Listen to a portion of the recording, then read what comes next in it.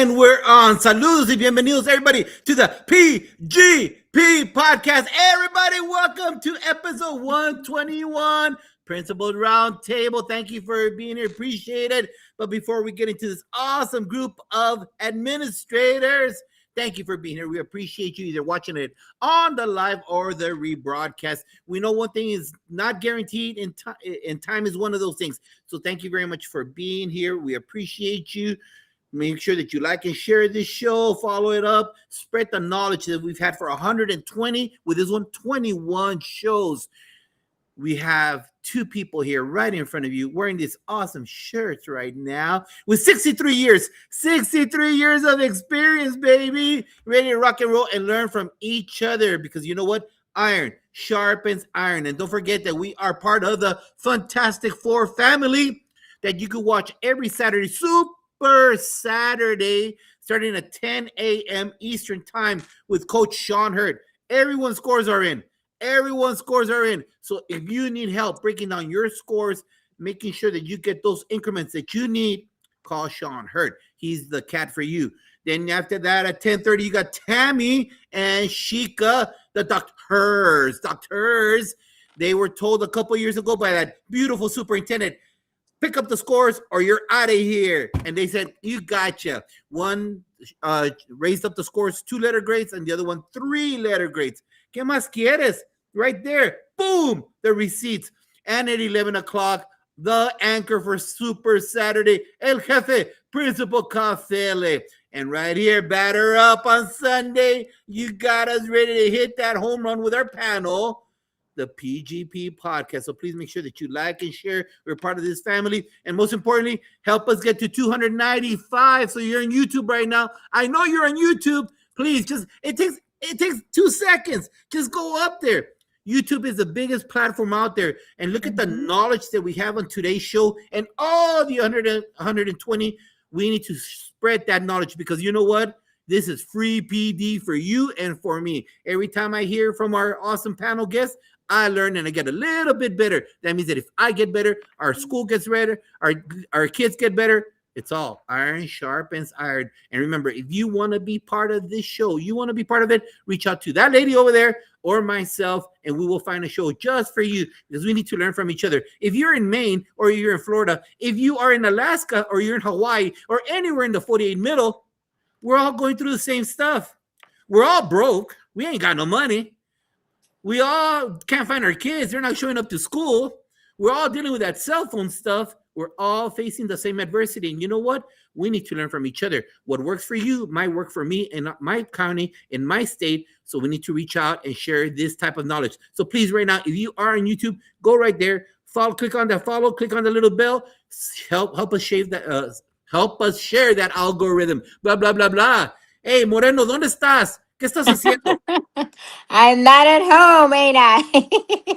Am I? I am actually in Longview today. I'm in a hotel, no spiders on my walls today.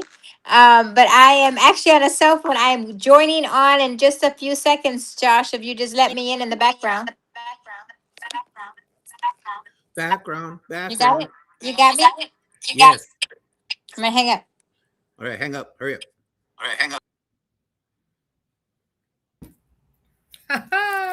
Where you at? What? Moreno, where are you playing? That's terrible. Can you hear me? You can hear me, right? But Yes. you just can't see me. Okay, well, I'm working on this. So, Josh, back to your phone. I'm going to Go get back to your back to the phone. phone, dude. Go back back to to the phone. This is the beauty of live TV. Exactly. Great. Okay. Don't turn on your camera. Don't turn it on. Leave it stay on your phone. So Moreno's out there at Plano or Plainview? Dios mío, Moreno, you're giving me a heart attack. Where are you I'm at? working on it. I'm in Longview, Texas. All right. Out in East Texas, but I am working on my computer right now. I was trying to figure this. No. Stop the computer. No, We're not going to do computers. No, just stay on the cell phone. All right, here we go for the Chinchilagua moment. Chinchilagua. Dave is like, how do you eat that? Dave, you know about Chinchilagua? No, Patrick does not know about Chinchilagua whatsoever. I know that for a fact. I'm looking at their faces like, there's no way I know. Bradley does not know Chinchilagua. Chinchilagua is a Mexican game that we play during holiday seasons when we bring like 300 people to one apartment and we all bring food. We all make embarradas de tamales. And all the kids, what do? They go outside and they play a game. And you line up against the wall and you yell, Chinchilagua y arriba, boy. And you go running, you jump on top of your grandma. Then the next kid yells the same thing. You jump on top of your aunt. Then you jump on top of your little 3-year-old cousin. And then it's a human Pyramid. Pyramid, and it all comes tumbling down. Stop. I got a little tumbling down right here next to me. Playing little games. That's what happens when we're like really messing up with live TV right now. The Chinchilagua moment is this. It's all fun and games until someone gets hurt. And my thought today is this. As we get started and we're already in Texas, I'm starting week 4. A lot of people are 3 and 4. Last week, we talked about making sure that parents don't make inappropriate comments with their students that are in athletics, that they're part of the solution, that they don't speak ill of the head coaches, that they don't talk bad about anybody or running the place. Just be there for support. Today, my idea is on the other side. Hey, head varsity coach, stop limiting your athletes with possibilities, because there are a lot of coaches out there that if you're a football guy, you cannot play basketball. If you're a basketball guy, you can't play soccer. If you're a baseball guy, you can't play football. How dare you limit? How dare you limit the opportunities and the God-given talent of those student athletes? And they'll do it undercurrent, like Jimmy Costa says. They create an undercurrent, and they don't say it straight out, but they'll speak it through other kids that have drank that Kool-Aid of that coach. And so do not do that. Do not say, oh, it's for the program. No, if you're doing that and you're limiting a kid, it's for your narcissism. And that's not fair to those kids. There are opportunities for scholarships. There are opportunities that are out there. And you cannot restrict that because you want the glory. Don't get me wrong. Athletics right now, football, it builds up the whole culture. It starts out the year strong. If you have a strong population. Yet, who are we as adults to limit the possibilities and the opportunities for our scholars? We shouldn't do that. Tisk, and it's still happening. Because you know what? In little schools, we've played again. I've been in schools. I've been at a 4A school. I've been at a 5A school and a 6A school. And when we play the little farm schools, you got the football player at halftime with his outfit. You've got the cheerleaders with their outfits, playing their instruments, doing the routine for UIL competition. Because they know right there that they got to share athletes. They got to share students. But in these big schools, it becomes very elitist, and that should not be done. That's something that if you are that parent, you know, that parent I talked about in the bad way last week, you should be, because you need to be an advocate for your kid. If your kid has been playing baseball and football and basketball, and they could let her in 3 sports, why try them of that opportunity? Moreno, what do you think?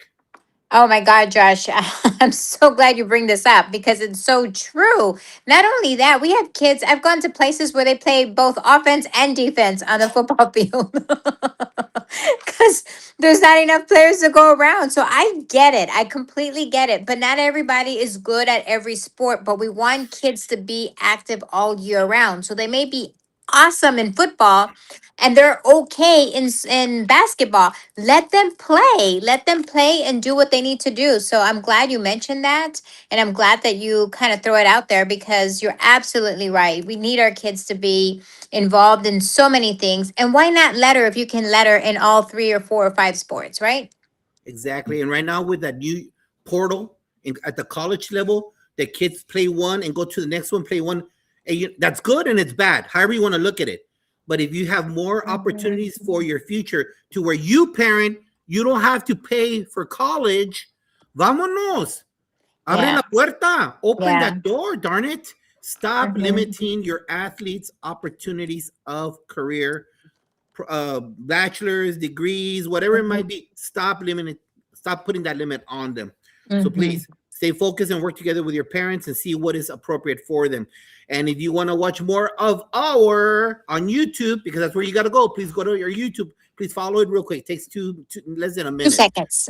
Episode 50, 71, 75, and 115. We've had tons of principal roundtable. This is number 8. These are some of the ones that I want to mention. 50, 71, 75, and 115. Doesn't mean the other ones. I just couldn't find them on my sheet.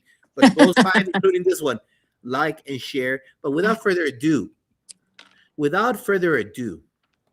welcome to the Lone Star panel. Today, we're bringing them Texans. We're bringing them Texans across the globe on the World Wide Web. Panel, muchas gracias por estar aquí hoy, por darme poquito de tu domingos. Dr. Moreno, stick. Awesome. Thank you so much, you guys. I'm sorry for the delay. I was traveling, as we just mentioned in the monologue. I am in Longview. So thank you guys for showing up and being here with us today on Sunday. I know you guys are extremely busy and probably already thinking about work tomorrow. So I want to appreciate you guys. Let's go ahead and get started with Dr. Warren. Dr. Warren, let's go ahead. The question is for all of you, but we're going to start off with him. Give the audience a brief background on the different roles you've served in education, because you just didn't walk in as a principal one day. You had to work your way up there. Which role was your favorite and why? Well, hello, everyone. I am Dr. Dave Warren. I'm the proud principal of Farmersville High School in Farmersville, Texas. We're an hour northeast of Dallas. And this is my 25th year in education. I actually started as a classroom teacher in Orlando, Florida. Shout out to Lakeview Middle School, where I was a 7th grade math teacher. I was an accidental math teacher. So I actually was an uncertified teacher hired under emergency certification. I majored in history, and my second choice was to teach English. And in the hiring process, they stopped in their tracks and said, wait a second, can you teach math? And I reluctantly said, yes, I can if needed. And it turns out I didn't choose math, but math chose me. I spent a teaching career in math, and I loved it. I love teaching middle schoolers in 7th grade. I think my favorite grade to teach. And then my family, we moved to Texas, where my wife was raised as a child and attended school herself in the DFW area. And I was teaching math in McKinney ISD. Shout out to Scott Johnson Middle School. I was there until I was asked to serve as an instructional specialist on campus. And I worked with teachers and then made the transition into an assistant principal role. And I was there for 7 years as an assistant principal until I really just felt a calling that I was supposed to be a building leader. And as I looked at that, it's funny, I drew a line on a map from my house out 30 minutes. And then I drew a circle and said, I will work in this circle, somewhere in this circle. And I actually work exactly 30 minutes from my house in Farmersville ISD. I was hired as the junior high principal in Farmersville ISD and super proud to work out there. And now I serve as the high school principal. This will be my 5th year as the principal of Farmersville High School. My favorite role has always been my current role. I really pour myself into what it is I do. They're all different. It's completely different being a head principal at a high school as it is for the junior high, completely different from being an assistant principal, instructional coach, classroom teacher. But I really feel like I found the fountain of youth because I get to work with young people. I get to see daily the inspiration, the dreams, the motivation. I get to be a part of that. And I'm really excited. Because of my experiences there, I have also been able to serve as the president of my professional association, the Texas Association of Secondary School Principals. Really encourage every administrator and aspiring administrator to get really involved and plugged in with your professional association. In this profession, you must have a network of support, people who love you, support you, lift you up. You can breathe life into them. They can breathe life into you. And so I've really had the privilege of traveling all around the state of Texas and even beyond across the country, meeting with principals. I'm super excited to continue that today. Awesome. Looking forward to hearing all of the wonderful nuggets you're going to drop today, sir. So thank you so much for being with us this evening. Let's go over to Patrick. Patrick, talk to us. Tell us where you're calling in from and a little bit about your background, different roles. Which one's your favorite and why? Yeah, I'm coming to you. I'm the current high school principal at Marble Falls High School, just outside of Austin, north of San Antonio, going into my 4th year here, 23 years in education. I started 23 years ago at a private school down in Houston at Westbury Christian, where I was coaching and teaching, taught science, taught a lot of sciences. And I then, know exactly where that's at. yeah, it's a great little place. I tell you, the 2 years there were amazing, made some lifelong friends, some people I still stay in contact with. And so, and was privileged to be around some really great athletes and really, really great students. And so from there, I moved up to Pflugerville, where I worked 1 year at Pflugerville Middle School as an 8th grade science teacher and girls coach. And then the following year, Coach Nancy Walling brought me up to be a part of her staff at Pflugerville High School and spent 7-8 years there.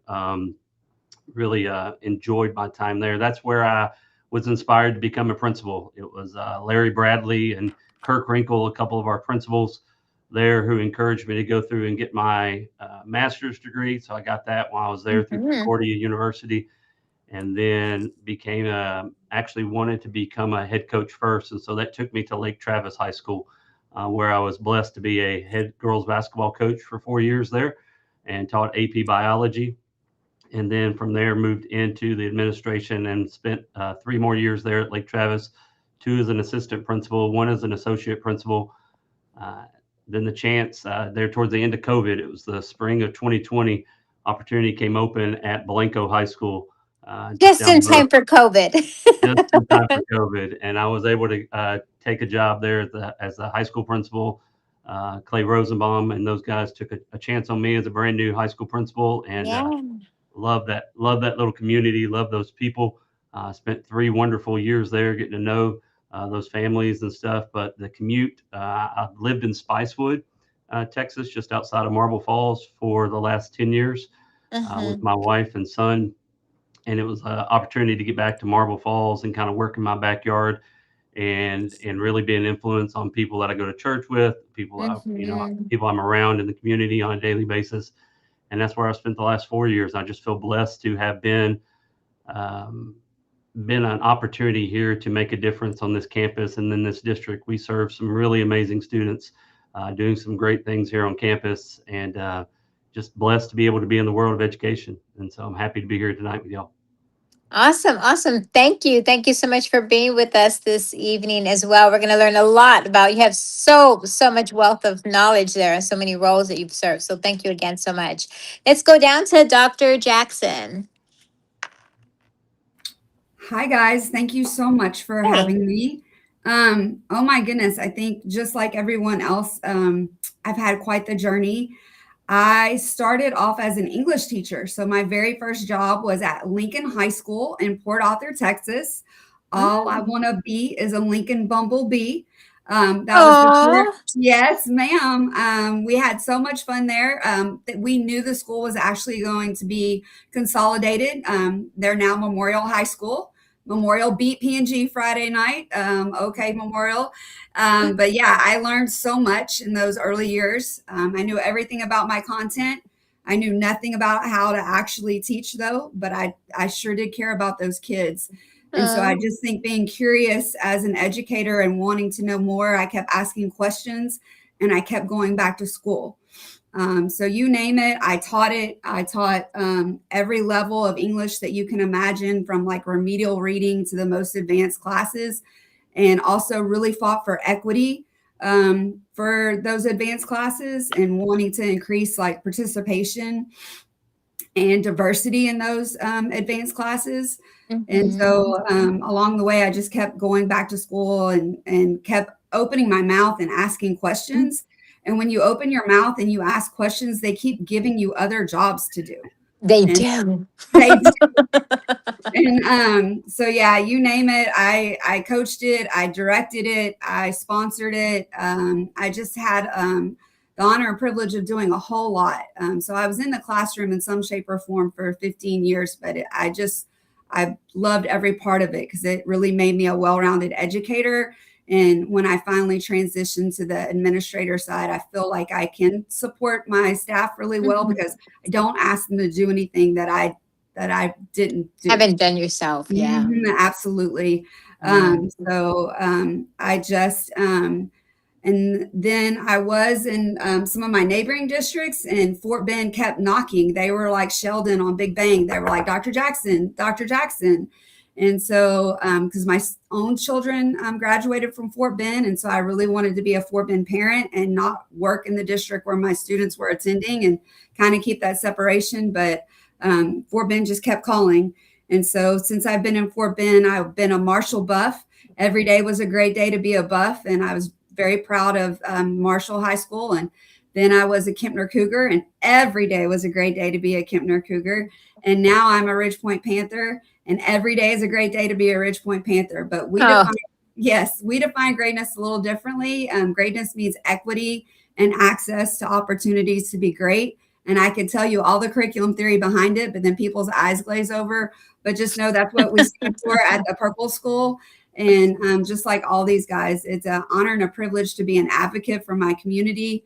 I always say if there was a 21st female century version of Rocky, I'm it, because I'll just get in the ring and I will fight for what my students and my school and my whole feeder pattern need. And it's okay if we don't win. We just want to be in the ring, and we just want to have an opportunity to compete. Mhm. And we'll learn from competing, but don't put a barrier in our path that we don't get that opportunity to not compete. Just let us in, guys. You know, Rocky doesn't win in the first movie, but he just wanted to be in the ring. Just let us in the ring, and we'll go down swinging, but let us swing, right? So I love it. I love your fire. I love your fire. I love your energy. It's going to be so much fun to be talking with you today. Let's Super go. excited. All right, thank you. Yes, yes, yes. And last but not least, you're going to have to help me because I cannot read the little tiny screen because my screen is tiny. So help me, tell me what your name is so that I can write it down.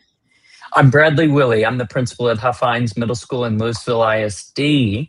My background, I started first at a charter school, spent about a year in charter school, and then the rest of my career is in Louisville ISD. I had the privilege of being a social studies teacher and then rolled into AVID. From there, also added coaching into the mix for a short time, and then moved over to the Colony High School, was an assistant principal at the Colony High School for 4 years. And now I start my 4th year at Huffines Middle School, a part of the Louisville High School feeder pattern and Louisville ISD. So here we are. Super excited. We have such a wealth of knowledge here, Josh. I mean, we have a lot of Texas, but then we have Louisville, so that's cool. I love it. All right. So before we get into the next question, shout out to our cheerleader from the Fantastic Four, Dot McKeever Jeter, Illinois in the house, Rella Hicks. Thank you, part of the Fantastic Four family. Constance Sherrard from Mississippi. Muchas gracias again for sharing on LinkedIn. Todd Bloomer, the Blueprint, the Red Bench. He's here. He was on a podcast today with Andrew Mariota, so check him out. Like and share it right there, promoting other people. Iron sharpens iron. Central Higgs, thank you for being here. El Jefe. Jefe, you're not flying today? Where are you going? Principal Cafela, you're here? I thought you were out in the air somewhere. And I think he's the current president, Justin Crittenton, right? He's the current president for TASSP. Thank you for being here right now. Out of Oklahoma, Dr. Melissa Jones Chunu. Muchas gracias. My sister from South Carolina, Shika Houston. Go Gamecocks. Carolyn Grammer, I saw you here joining. Out of New Jersey, Dr. Edwin Garcia. Thank you for being here. Oh, Jefe, you're taking off tomorrow? Well, thank you for being here today. Appreciate it. Hey, right now we've got 17 on YouTube. All I need is 5 of you to follow us, all right? Let us get to 300, all right? Make sure that you follow us real quick. Get that algorithm up. Here we go. We're starting off with you, Bradley. Starting with you, sir. 3-part question. What do you got? Part. Yeah, it's an interview. Here we go. 3 parts. Tell the audience, what role did your parents play in getting you to this point in your career? What role did they play? All right. Part 2 is, how was your first year as a teacher? Don't fake the funk or your nose will grow. Don't fake the funk. No problem. And the last part about this is, please let us know, how do you right now, or where do you see yourself in 3 years? All right. My parents, they instilled into me education. And it actually started back with my grandfather. He was a cotton farmer in Rosebud Lot, Texas. So he grew up on a cotton farm, and his mom came to him and said, "You have got to get off this farm. You've got to go to school." So he went to the University of Texas, graduated with a degree in electrical engineering, started his own company. The rest is history. But what that did, though, I guess it's not all history, but it just instilled into my grandfather, my dad, my mom, just the desire for education, and truly how education changes lives. So for me, it's been a generational life change for at least 3 generations now. So that's what my parents did for me. My first year, my first year, it was terrible. I told y'all I was at a charter school, and I was commuting an hour down to Dallas at this charter school. At one point, I only had 3 preps. By November, I had 5 preps. And honestly, Wow.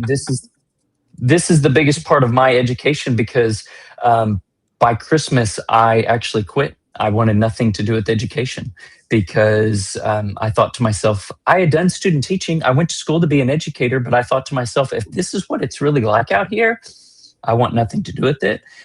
So I quit halfway through the year, and it was just by the grace of many people in my life, grace by the Lord, just to point me back into education. From there, I ended up coming to Louisville and then starting my career here. But that first year, it was absolutely horrible. So I know the struggle that it can be, learning all of the systems, not having support, all of those things. It just hit me that first year. So it's always, it was hard to get through, hard to go through that time, but it's something I can always point back to as well. And I still go back to that even in year 15 of thank God it's not my first year. So that was my first year. And then, man, in 3 years, I haven't thought that far yet in advance. I really just think about getting through this, not even getting through this year, but just enjoying this year. I think as you kind of get into all of the things with education, opportunities just pop up. I think that's what I heard in everybody's story. Opportunities just kind of happen, and I'm not looking for anything right now. I love being a Husky, and so You're good. You're good. I love being a Husky, and so I'm happy to be at Huff Hines Middle School for as long as they'll keep me. Thank you. Sorry, Brady. Dr. Moreno, stop. She just took herself off. I told her not to mess with that computer. Dr. Jackson, how was your first year? What about your parents, and where are you in 3 years? Oh my goodness. My parents are exact opposites. My mom, I think, just didn't want me to be disappointed. So she always was kind of telling me, not, right? Like, you may not get this, you may not be able to do this. And it was frustrating to me. I understand it came from a place of love, but she was always telling me the things that I couldn't do. My dad was the exact opposite. He dreamt real big for himself. Going to law school was a big deal for him. He went to law school basically on his Army money. He was the first person in our family to get an advanced degree. Really, the expectation was for him to get his high school diploma and go work at the refinery. So for him to get a bachelor's degree and then go to law school at UT. So yay Longhorns, was a big deal for him. And he did that really all on his own. And so he dreamt big for himself, and he always encouraged me to dream big. So I'm named after him. He's Daniel Arnold Olivier. I'm Danielle Arnaud Olivier. So he would always tell me that I could do anything that I wanted to. Early on, when I opened my big mouth and said that I thought that maybe I wanted to have my own campus, this was in another part of Texas. Some people smiled at me and said, well, you're real cute, so you can have an elementary campus tomorrow, but you'll never have a secondary campus. And so don't tell Danielle, don't tell Dan's daughter no. So here we are. My first year of teaching, I think, sounds really similar to my colleague. It was really hard. Lincoln High School at the time was a a Title I school. There were gangs. You had to belong to a gang. We walked through metal detectors. Like, there should be a movie about it. So we were really unified as a staff. Dr. Getwood did a really good job of, like, safety was like paramount. Learning kind of came second. Like, my windows got shot out. We had stabbings on campus. Same thing. My father offered for me to quit at Christmas, but we gutted it out. But then I thought, I need to know more, right? Like, what else can I do to help these kids and to move further in education? Because I thought, man, we are just woefully underprepared as first year teachers, right?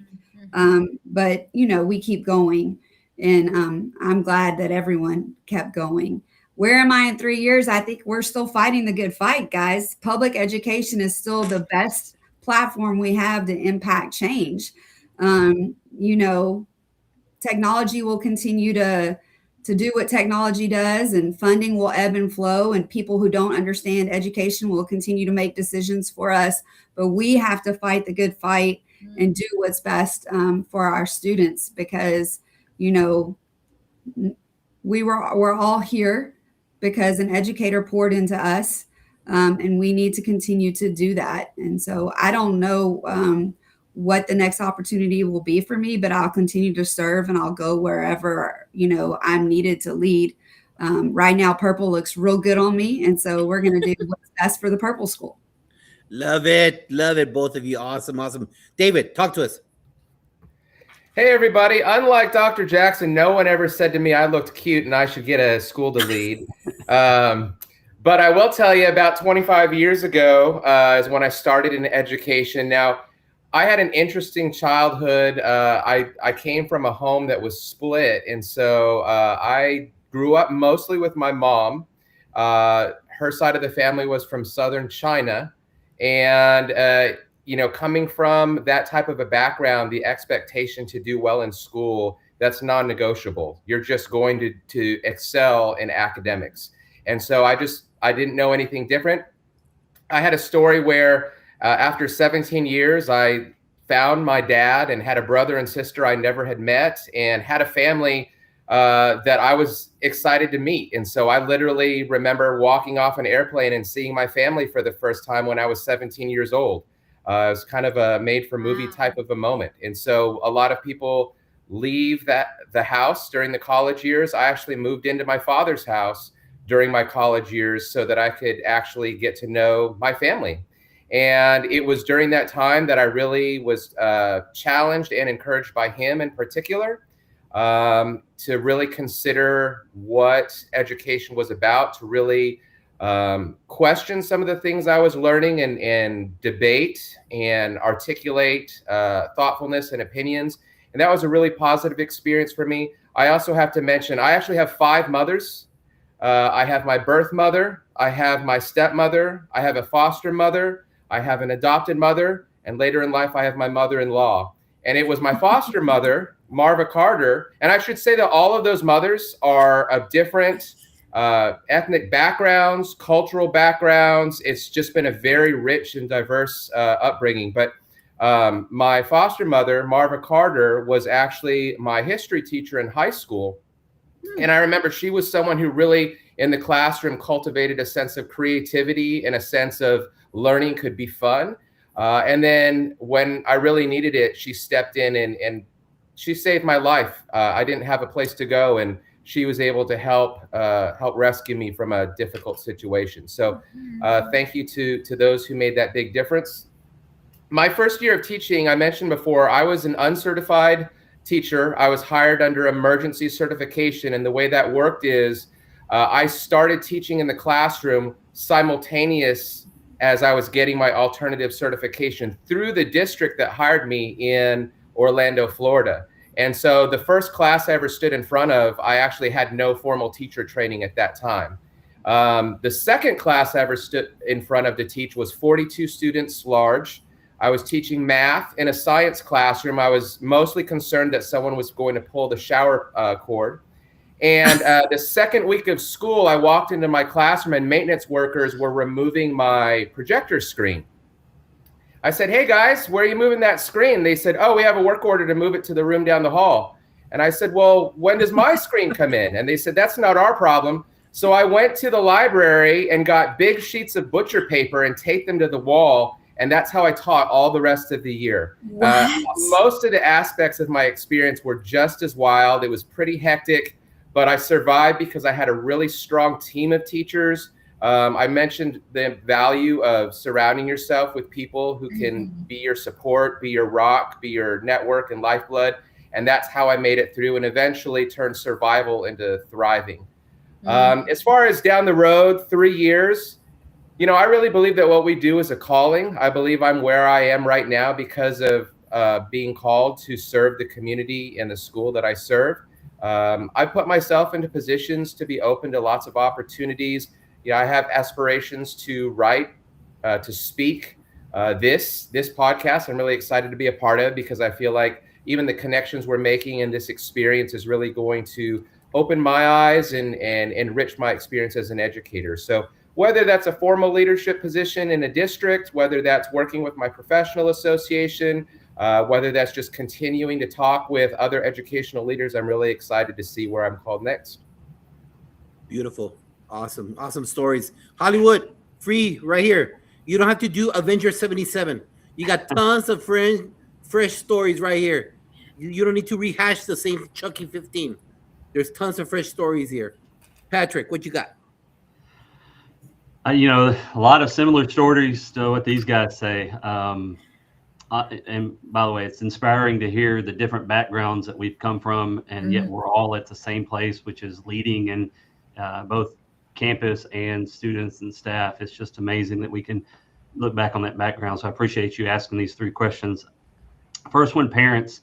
I think parents are a very relative term. I came from a split household. My mom and dad loved me a lot, but I was raised with my dad in a little small town in Tennessee, a little town called Hohenwald, Tennessee, who my brother still works there and lives there with his family. But I grew up in a place that it took a community, and it really was. We had a phone book that was real small, but half of it were Hensons, and the other half were Runyons and Carols. And so we kind of knew everybody, and everybody knew my dad because he grew up in that town as well.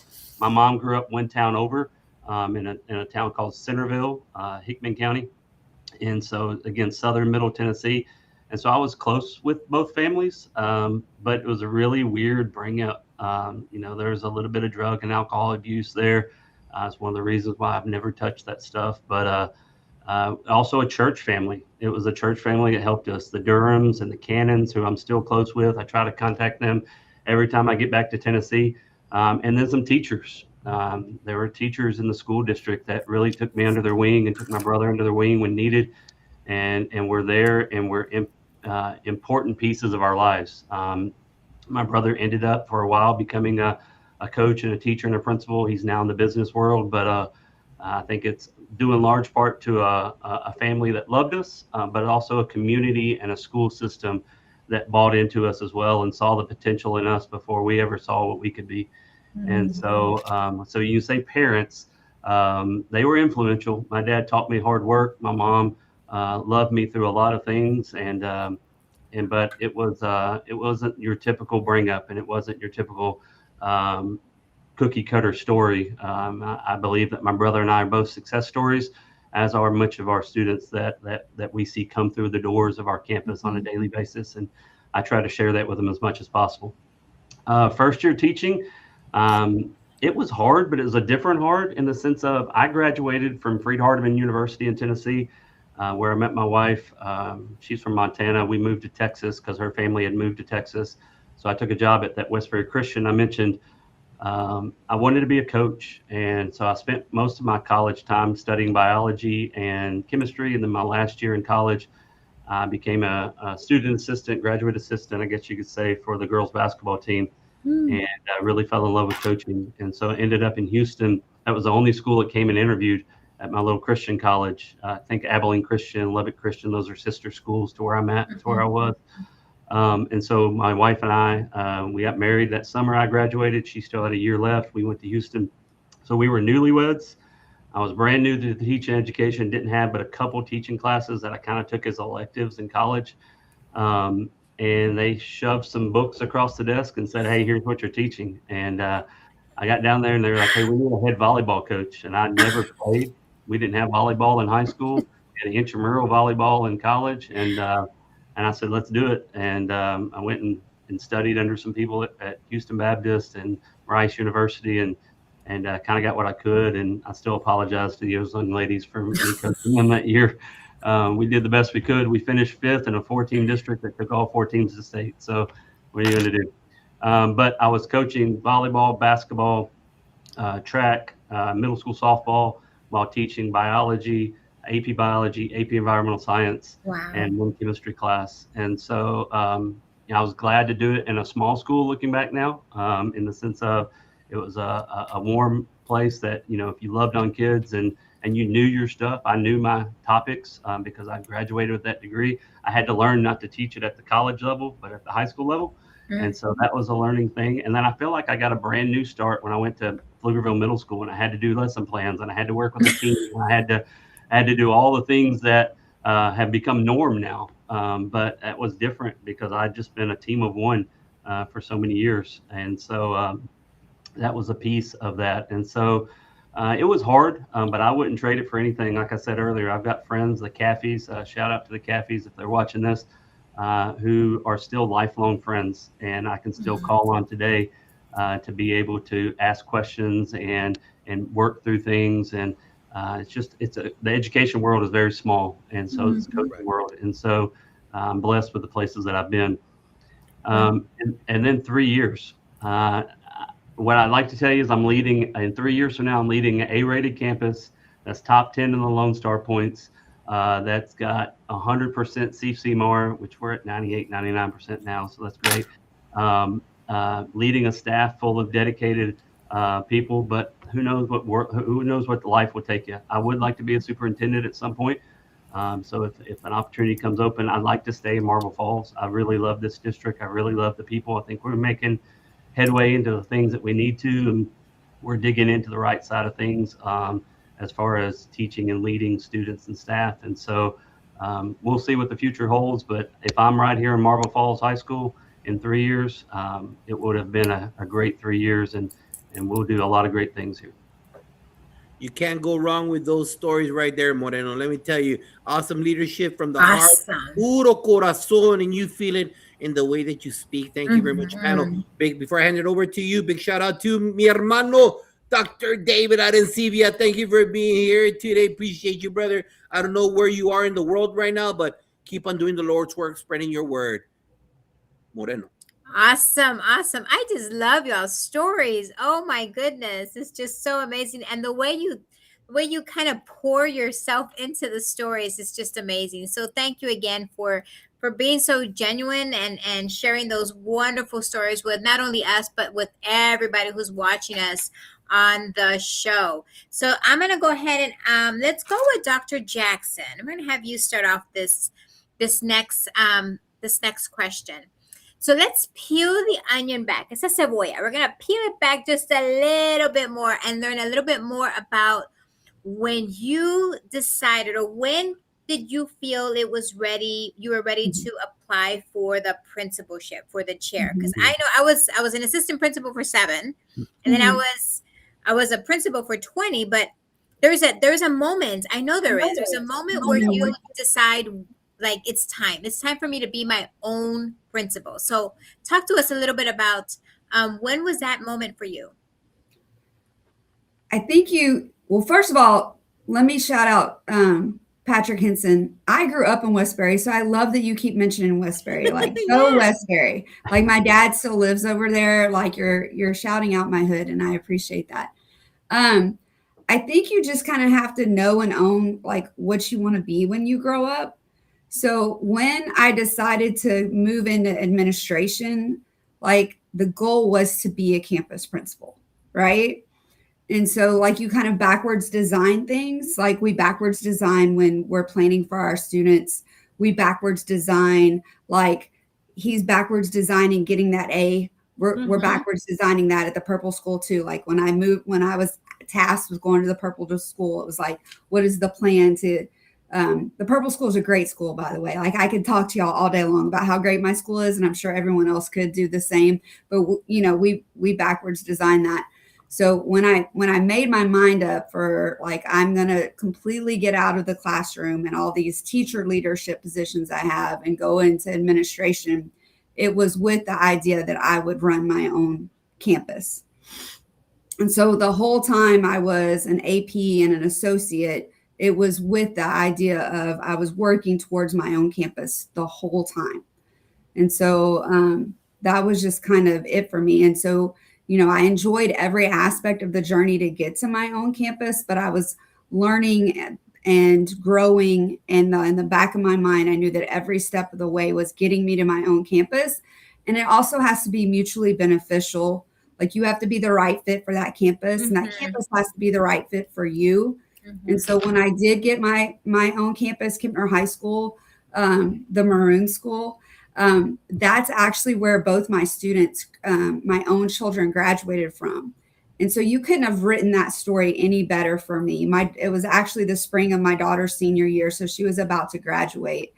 And so I was offered to interview for a couple of different schools, but I knew in my heart that I was the best fit for that school because I had been involved with that school in some way, shape, or form with my son and my daughter. And I knew it inside and out on one level, right? And then to get to go and make it my professional home, because it had been my personal home as a parent.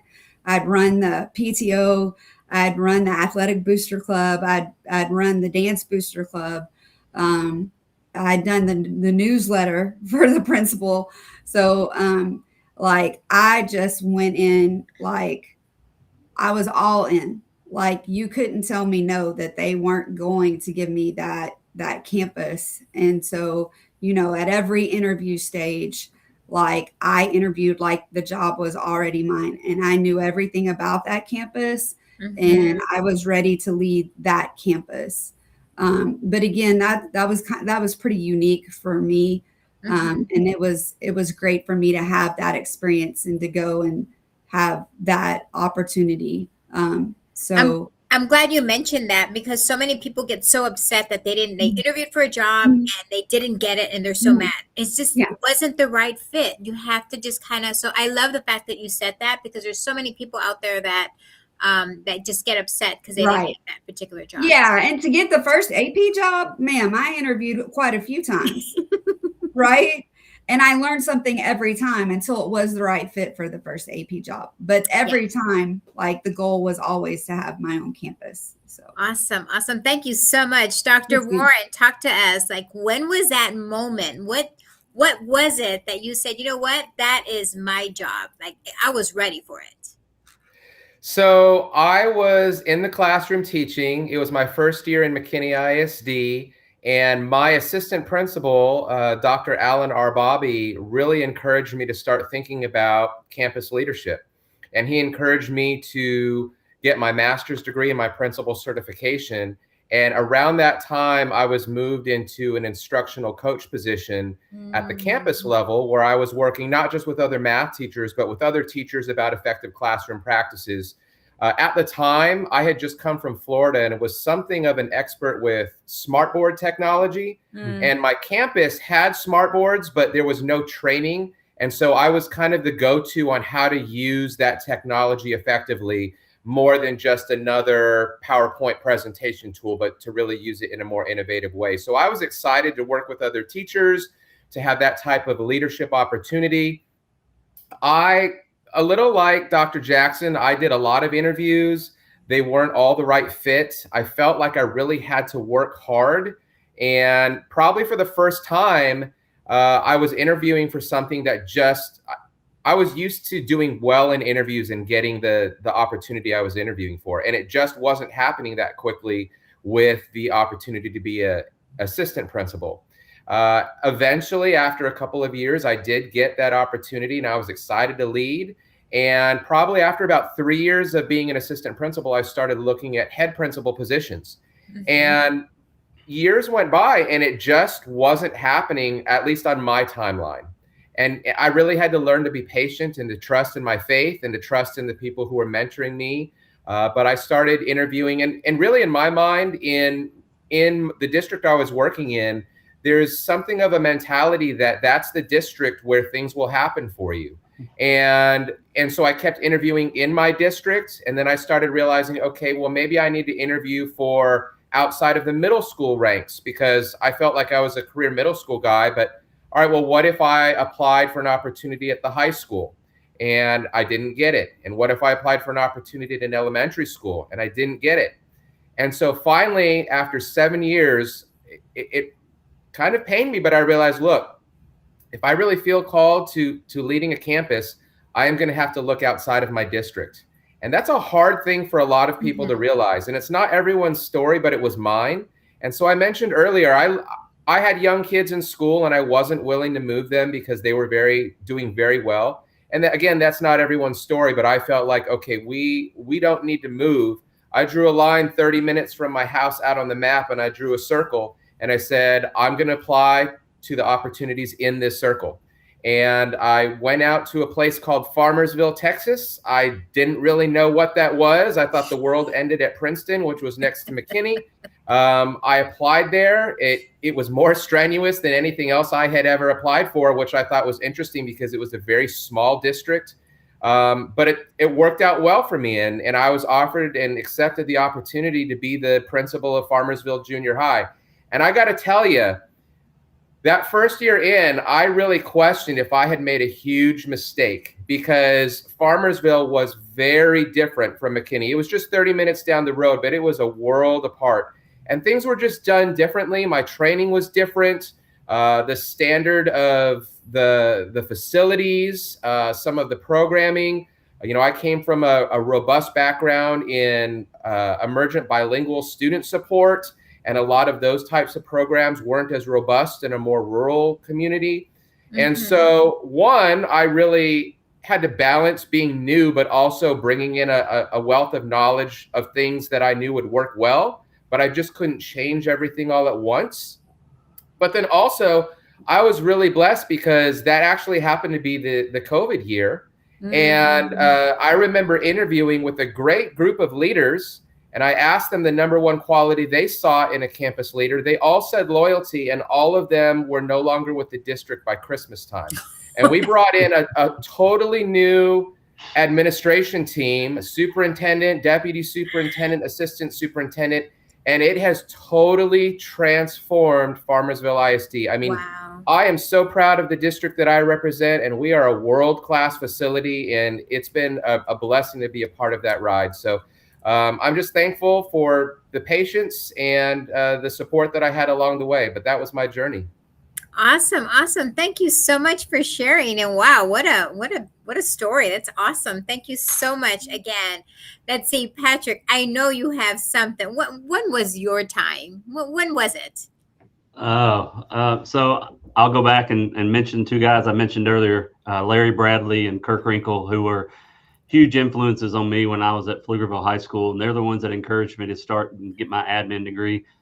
And they were encouraging me to consider becoming an AP there in Pflugerville at a middle school. But it was one of those situations at the time where I wanted to know if I could be a head coach, and I would have always wondered if I could have done it. And so an opportunity came open at Lake Travis. And when I interviewed with Kim Brentz, who became a great mentor, and Hank Carter, the AD, head football coach, who's still there, I was very open with them. I said, in a few years, I'd like to become an AP. I want to experience that. I would like to try my hand at being a head coach, and they were open to that. And so I was able to, and fortunate to receive that job. And then 4 years later, became an AP under Gordon Butler. And so Gordon Butler was our principal at the time, and so served under him. And then also served as his associate principal for a year. And he was the one that encouraged me and said, hey, I think you're ready. I think if you want to get some jobs, I'd love to keep you here. I think it's important as a leader. I had that with Larry and Kirk, and I had that with Nancy Walling. I had that with Kim and Hank. I had it with Gordon. They were always encouraging me to push myself, whether that's inside of district, outside of district. And they said, when you think you're ready, then go be that. It was a funny story. COVID, I mentioned earlier, spring of 2020, we just went to lockdown and could not come back from spring break. We have a little bit of property here. We have some goats, and my wife said, I want a donkey. And so we were going south. I know, stick with me. She wanted a donkey. And so we went south to San Antonio, where she found that there was this guy that was selling a donkey. And coming back, we were pulling the trailer, had a donkey back, and we came through Blanco. And I was scrolling on my phone while she was driving, and we stopped at the Dairy Queen in Blanco, trailer in tow with donkey. We had to get us some food. And I said, hey, this place has got an open principal position. I said, it's a little small town, reminds me of the little town I grew up in back home. They have great academics, great athletics. I said, this might be a good place. And so I said, let's time it and see how far it is from Blanco, Texas to Spicewood, Texas. So it's kind of like David. I didn't draw the map. I didn't draw a line, but we did time it with trailer in tow. And I figured out it was about 45, 50 minutes, which is kind of on the edge of what I could do, I felt like. And I said, you know what, I'm going to try for it. So I mentioned to Gordon Butler that I was going to apply. He goes, I think it's great. I think it's a great idea. Applied and became the principal at Blanco High School. Like I said, I was very fortunate. Clay Rosenbaum gave me that. But if we wouldn't give me that opportunity, but if we wouldn't have been shopping for a donkey, that donkey's still sitting at the property in Spicewood right now. But it was because of that donkey that we were that we even looked at Blanco. And I tell you what, I believe that God has led me in a lot of places. I believe He opened some doors for me there in Blanco and was able to make an impact there. But that's, it was a chance to be an impact on a bigger scale. I was used to, I think I had 800 kids under me. We had almost 4,000 kids at the time there at Lake Travis. I worked hard on trying to know everybody on that campus and all the kids, and I've kind of carried that with me. It was a whole lot easier to know 360 kids in Blanco, as well as their families and staff. I took over a staff there in Blanco of about 25 teachers. I think our math department was bigger than that at Lake Travis. And so, I say it all the time. I don't think there was a better place to experience COVID than in Blanco, Texas. And it really I was able to cut my teeth and learn a lot of things. I was a brand new building principal without any experience. And Clay kind of took me under his wing. Great way. And mentored me there. And I kind of got to be able to become somewhat of the leader that I am today. But I owe a lot of that to, again, Larry Bradley, Kirk Wrinkle, Kim Brentz, Gordon Butler, a lot of mentors along the way. I love that you're dropping names like that. That's awesome. Awesome. You still remember. And do you still have the donkey? I do. Lily is still at the property. She's happy and well, a little bit sassy at times, but she takes care of our goats, and we tend to enjoy being around them. Awesome. Awesome. Great story, Patrick. That's a great story. Thank you so much. Last but not least, Mr. Bradley, talk to us. Tell me when it was time when you said, you know what, it's time for me to apply for that principalship. So for me, I just had an opportunity. So I was an assistant principal for 4 years. I was at the Colony High School. And I had been working with just wonderful people. Dr. Tim Baxter, he's still the current principal. He is a shout out to Dr. Baxter. He is the Region 11 Principal of the Year. And so I got to learn under Dr. Baxter, still keeping up with him. And with that, we were getting ready for the school year. This was about mid-July. And there was a high school spot that opened up in Louisville ISD. And I went to his office and I was just like, hey, what do you think? It's kind of late, And he said, go for it. Go see what you can do. So I sat for a high school interview. I gave it everything I had, and I didn't get it. So that high school spot, though, opened up a middle school spot, Huff Hines Middle School. And so it was kind of that domino effect. And like I said, at this point, it's mid-July. We're about 2 or 3 weeks from bringing teachers back. But I interviewed for the job at Huff Hines Middle School. And sure enough, it was by that point, I had 3 days before teachers were going to be on campus. And so I became the principal at Huff Hines Middle School 3 days before. Teachers were there. I remember the HR director. She just texted me the numbers of my admin team and said, "Hey, here you go. Good luck. Here's your people. Good, pretty much. Good luck." So I met with the admin team. I called them all, and then I met with them first thing on Monday. Like, "Hey guys, what do we got for the week?" And I really just trusted them. They had everything planned. Everything was ready to go. But it really was just an opportunity. I felt like I was ready. I was very fortunate. I know that Danielle and David, y'all were talking about kind of this a little bit longer journey to get there, but it just it happened quick, and I was very thankful for it. Awesome. So that's awesome. And just so that everybody knows, like and share it, please, because these are amazing stories. Go to YouTube, like it, share it, do the little heart. Because this is amazing stories, because there's so many things that are coming out from these great conversations, because it doesn't happen quickly for some, and then others it just takes a long journey, right? And shout out to all of those people who encouraged you guys to move on. I can't tell you how many times principals do not want to promote their APs and say they want to keep them for so many years because you're effective. I get it. You don't want to lose your best APs, but man, you got to let your folks move on. So we talk about this all the time, Josh. Set them free. Go. Release them from bondage. Let them learn about the chair. Big shout out to Dennis Kwako, a new member from Ghana. Love it. We are international, baby. We're out there promoting the knowledge thanks to this panel and all the past 120. So we've had tons of principals, tons of administrators, superintendents on this platform, and we pretty much try to see what the overall issues are. And when I say that, I'm not talking about Texas. We bring people from all over the country on this show, and there's a common theme that's going on. So we want to pick your brain the next couple of questions and what you do in your niche, in your sphere of influence. So we're going to ask you like little questions about what do you do to address this. You don't have to do 2 or 3. Just give one idea, and if you feel that that's what you do strongly at your campus, you don't have to answer because you have to answer. Just we're picking your brain right now, okay? So right now, obviously, back in the Stone Age when I started with my abacus and my stone tablet in the early 90s, we used to have like 5 pages of candidates for history, 5 pages of candidates for math, 10 pages for coach for PE, like 50,000 pages. 100 pages. 100 pages. But right now, we don't, because now we are getting a lot from industry, alt certs. So I'm going to start off with you, Daniel.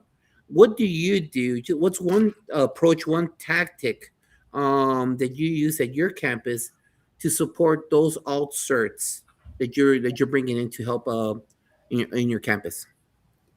Oh my goodness, I stole this from Todd Bloomer. They get a Motivational Monday email from me every Monday with just like nuts and bolts and then something inspirational and positive from me, because I just think when you're alt cert and you're kind of drinking from a fire hose because you just come, from a completely different side, if we can chunk it for them. So like my Motivational Monday email is set to go out to them tomorrow, and they'll get it when they get to school. And it just kind of like chunks it for them. Like this week, my new little Panthers, and it just says, if you only do this week, then you've been successful. And then they get a little positive Patty little message from me. And so I get a lot of good feedback on that from them, that it's helpful and it kind of just helps them tread water. But I got that from my good buddy, Todd Bloomer. So I want to give credit to him for that. Who does not love that man right there? I know. To find a smile, you'll never find a smile, but he's smiling on the inside right there. I love that cat. He'll be on the show in October. Yes. Patrick, what do you guys do for alt cert? Well, first off, we embrace them.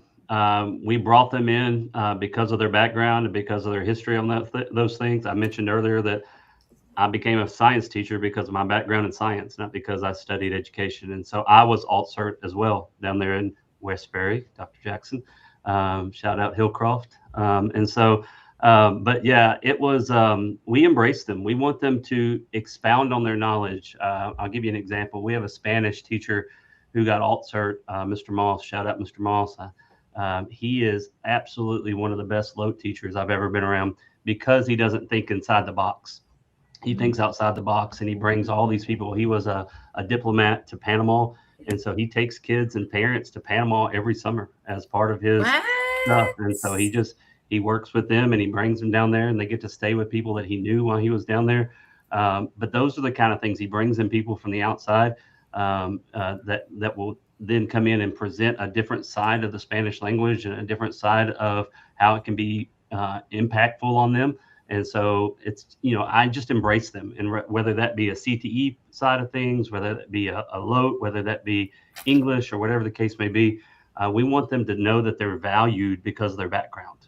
So don't hide that, don't shield that, embrace that, and share that with our kids, because it's a lot more than textbooks. It's a lot more than lesson plans. It's a lot more than things like that go into teaching these days. And we want them to make that connection with our kids. We talk about it all the time. Make your subject real. Well, who better than to somebody who's been in the world and been in that business and been in the other places? And so let them make those connections so that our kids can see that. Don't hinder them and don't tie them in. But Dr. Jackson and Todd Bloomer, I'm stealing the Monday thing. I'm going to start that as soon as we get off here. I'm starting a group and sending that out.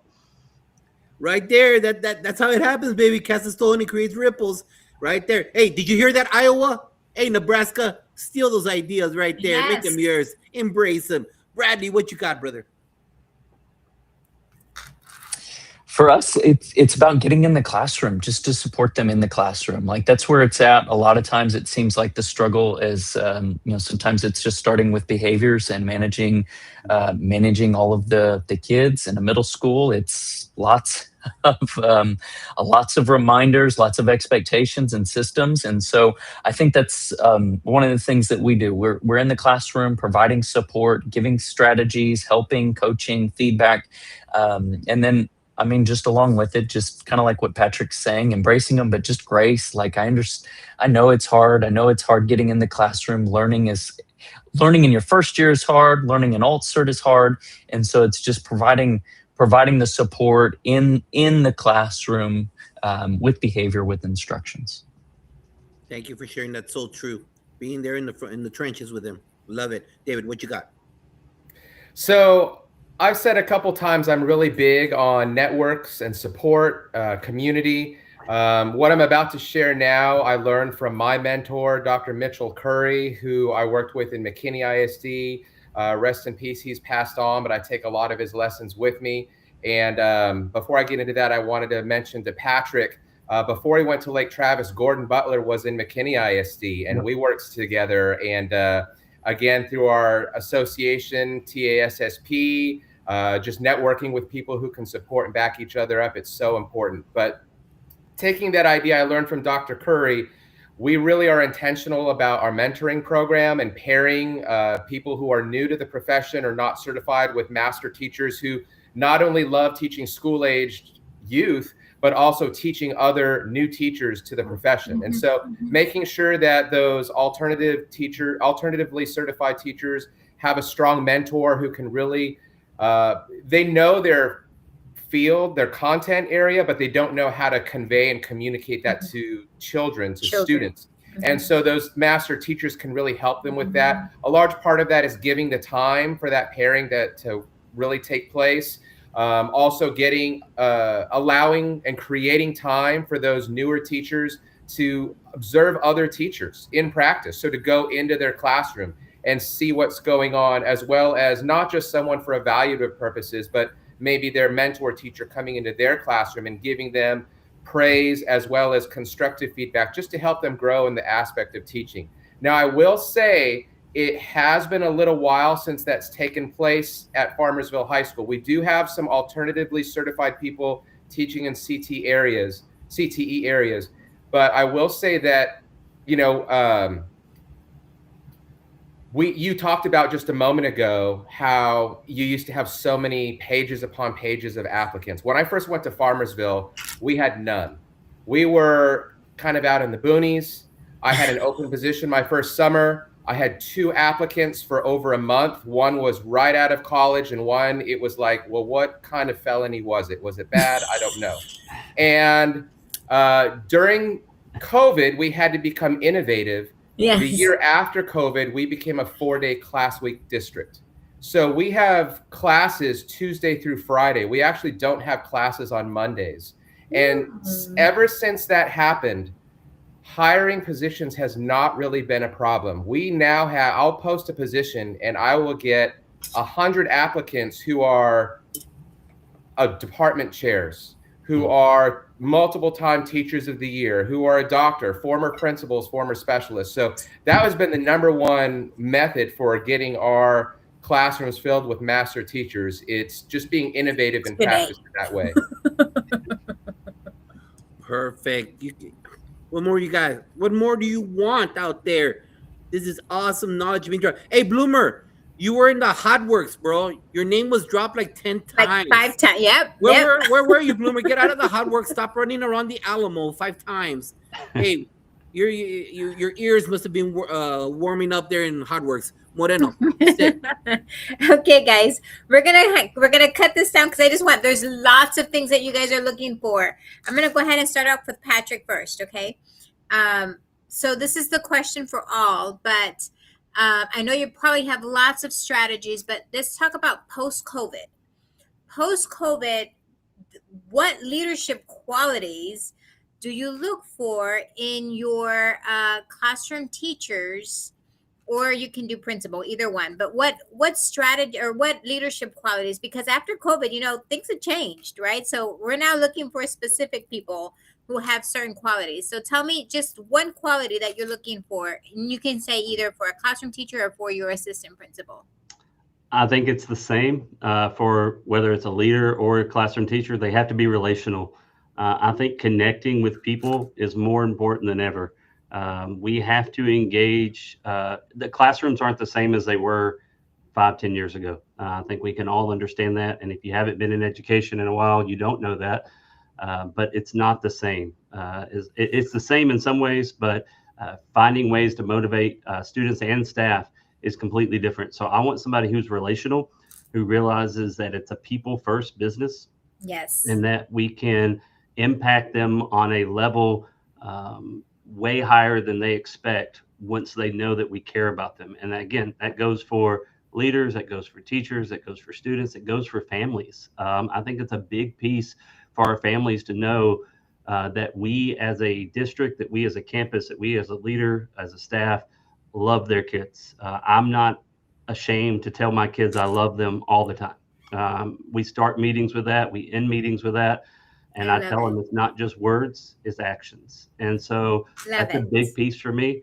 It is huge that we're relational. And so that's what I look for. The first time we sit down, one of the first things I ask is, how are we going to know that you love our kids and that you love our kids? You can't make people love people, right? You got to come with that skill already. I love it. I love it. Thank you so much. And you should be able to fake it. You should be able to see it pretty quickly. True. Facts. Bradley, how about you? What's one leadership quality for either a teacher or as an AP? Well, I completely agree with Patrick. Relationships is #1. One of the things, though, that we look for is just being a role model. We need role models. We need good men and women to get in front of our kids, to lead them, to encourage them, to strengthen them, and do all of those things. And so one of the things that we look for are just good role models as teachers, as assistant principals. So that's mine, role model. Awesome. So we have relationship, we have role models. We're going to try and get lots of different strategies here by sharing another quality. Dr. Jackson, talk to us. Okay, well, mine's pretty similar to Patrick. One, every campus I've ever been at, we give out the Ray of Sunshine Award. We just talk about, even if you're having a bad day, you have the capacity to make someone else's day better, whether it's a smile, a hello. Everyone has the ability to do that. I could take you down Nell Donnings and the ethic of care, but like, we all have the ability to make someone's day better. And so if you're on a Dr. Jackson campus, we talk about sunshine. And the other thing too is love is accountability. And so same thing. Dr. Jackson loves you with all her heart. And we love. And but the other thing is you cannot hold students and staff accountable if they don't know that you love them. But when there's love and there's trust and that relationship is in place, then they'll allow you to hold them accountable. Absolutely. But if that's not in place, then they could care less about whatever the detention or the whatever, like that won't And they matter. have a fifth sense, like they can tell, they know if you're lying. 100%. But love and accountability go hand in hand. And so those True. two things have to exist. Yeah. But if Love it. yes, ma'am. Thank you so much. How about you, Dr. David Warren? Talk to us. We've already talked about 3 others. So is there another quality? Absolutely. So COVID was about death, right? Literally, people were afraid of death. We wore masks to school. You couldn't see people smiling. The school building itself was closed down. It felt like death. So the thing that I look for is inspiration, because the word inspire means to breathe life. And I'm looking for educators, classroom teachers, building leaders, people who are able to breathe life into the students in the building. People ask me all the time, what do we want Farmersville High School to be known for? And we want to be a place of life, a place where the students and adults come to school because that's where they find the life. And then by extension, they feel like they can contribute to that life because they have something to give back. So we want inspirational educators, leaders, because that's what it takes after COVID. We want to breathe life into our students. And I love it. I love the fact that you guys did not distinguish whether you're a classroom teacher or you're an AP. It didn't matter. The qualities exist for both groups of people. So all my educators out there, whether you're a teacher or a principal or assistant principal, listen to what they just said, because some of you guys are applying for principals. These are the qualities that you need to have. So true, so true. Welcome, Jennifer Petru. Giving a shout out to Dr. Jackson right now. Thank you for being here on the show today. So right now, we know that at the very start of the school year, we have that PD. I don't know, every district is a little bit different. Some people get 5 days, 7 days, whatever it may be. And then throughout the year, depends on the district, you get like little spot stuff, little spot areas. What do you do at the campus level to keep the learning going on? I'm going to start off with you, David. What kind of PD do you feel you hold at your campus? Just give us one idea, and that way we could get 4 ideas for the market out there. So every year, Farmersville High School will have a theme. This year's theme is Best in Texas. And we do activities with our staff. Some people call them team building. Some people call them games.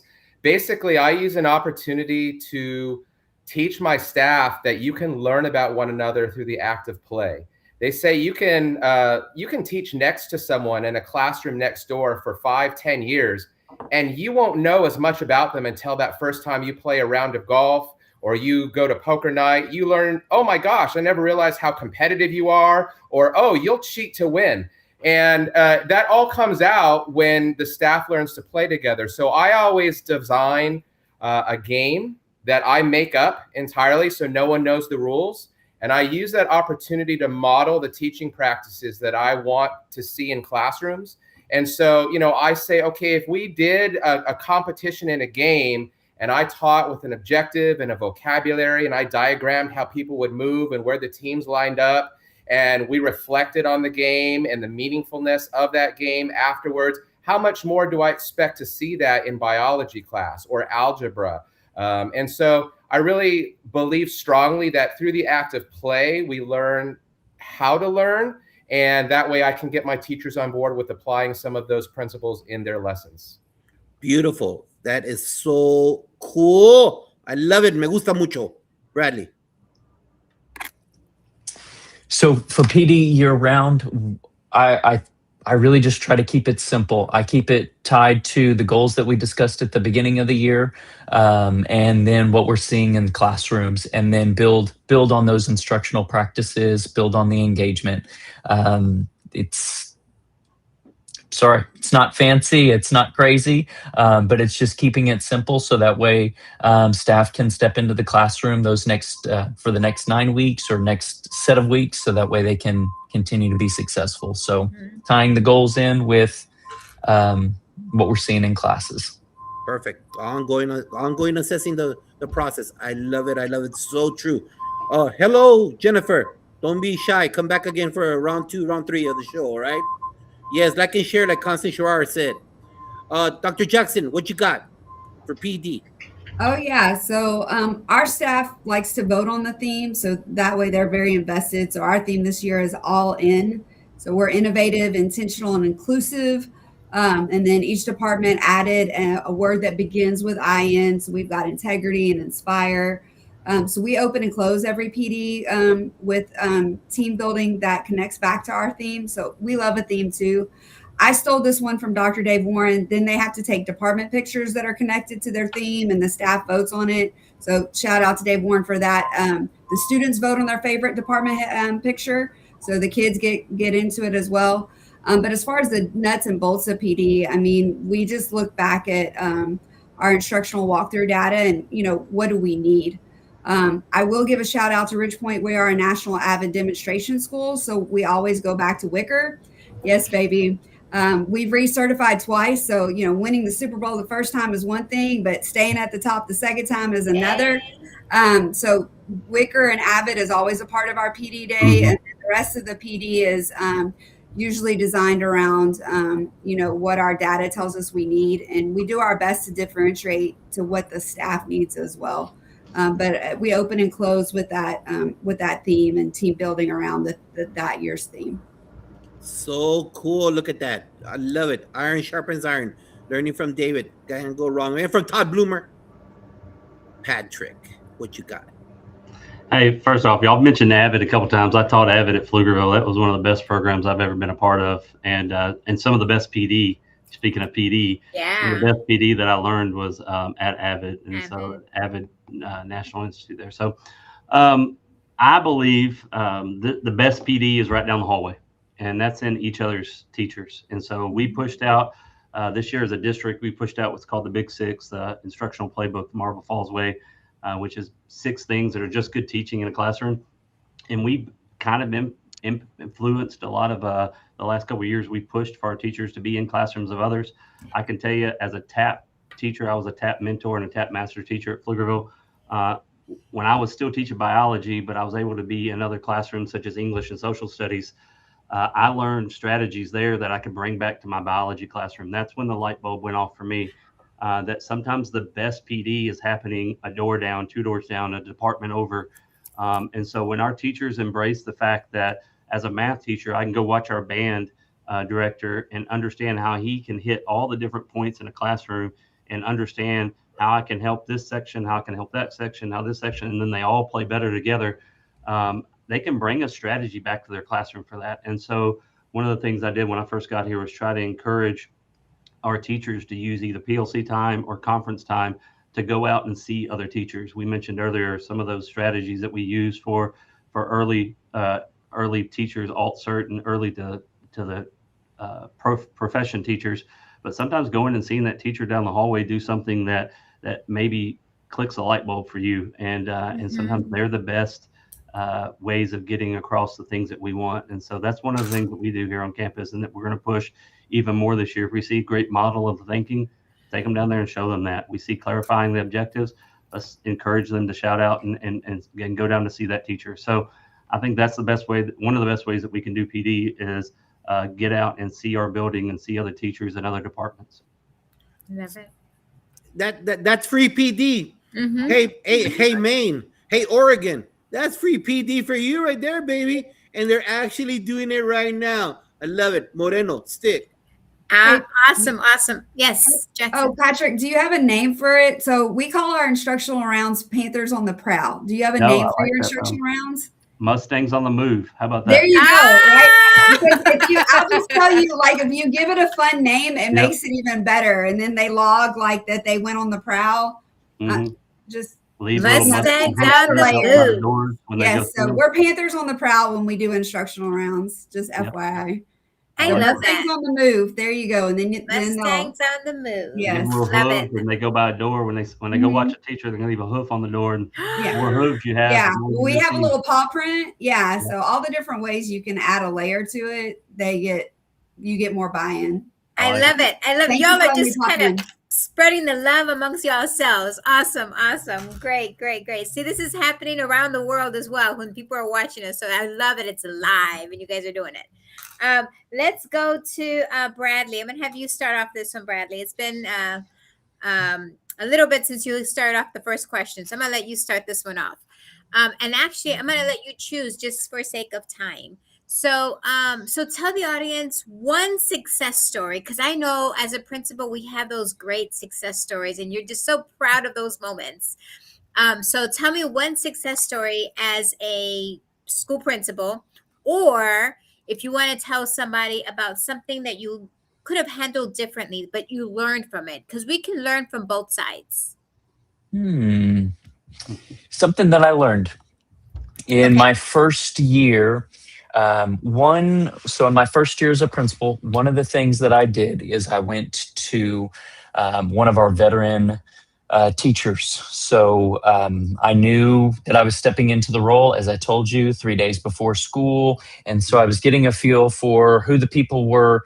And I identified a couple of people, some of those veterans who had been there for a while, who really understood it. At Huff Hines, it's Husky pride. And so we all have them, and they are good, foundational, bedrock people.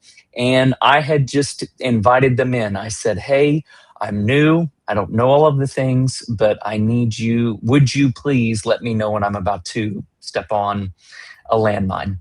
And throughout the year, there were different pieces that would come up, and they would just kind of gently, hey, just think about it. You said so. But then right at the end, this is in May, and things were going completely haywire, right? Kids were losing their mind. We're past testing. We're almost to the finish line. We're in that no man's land kind of area. And for our 8th graders, we do the Husky walk. We take the 8th graders, they get to walk the middle school one last time. And because of behavior, because it was the end of the year, I was like, no way. I don't care that we've been doing this for 25 years. I'm done this year. Yes, we're going to stop it. And one of those teachers just pulled me aside and said, listen, I know it's going sideways. I know it feels like the world is crumbling, but this means a lot. I've had kids coming in saying they're not doing this. And this is just one of those, it's an important bedrock tradition that you need to reconsider. And honestly, I first bowed up a little bit with just a little bit of no, we can't do this. I'm the principal. It was that pride. And I'm the one who's saying, no, their kids, if they wanted it, they would, do X, Y, and Z better. But I sat on it. I brought it to my admin team, and we thought through it, and finally made the decision, you know what, the Husky walk, we're going to have that. And so it was just the lesson learned there was and we did the walk, and it was phenomenal. And it's truly, as so many things happen, it's one of my favorite traditions. We have the parents come in, the kids are there, everybody's in the hall, they're cheering. And it's just a special moment. It's only about 10 or 15 minutes. It went wonderfully.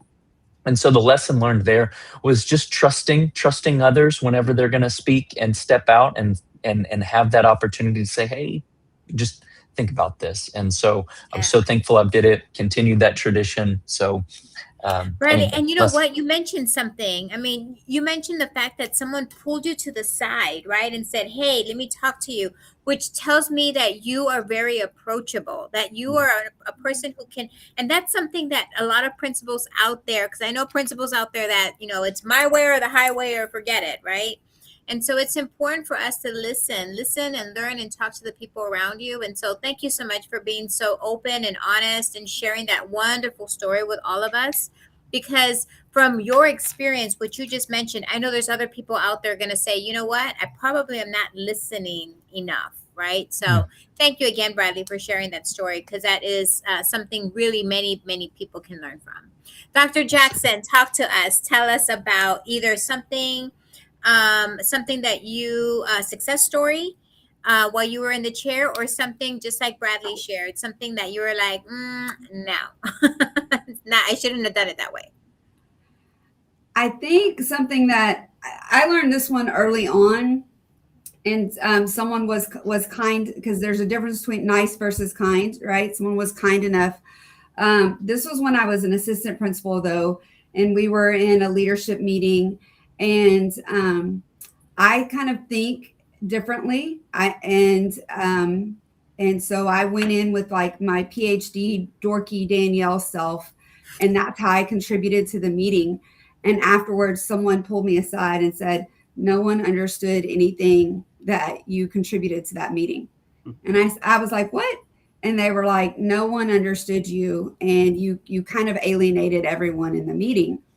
And that certainly was not my intention, right? And so I had to rethink how I contributed in that meeting, and also like how I translate, because I'm over here being a ray of sunshine, but I also can be a very dense academic, dorky, book smart girl. And so I had to really think about, for the greater good, like, how do I contribute, and how do I help, how does that come across? And how do I balance like both those sides? Because my intention was not to alienate anyone in the room. And I wasn't going to be able to make progress moving forward if they were like, who is that with her big words and her dense language? Like, who is she?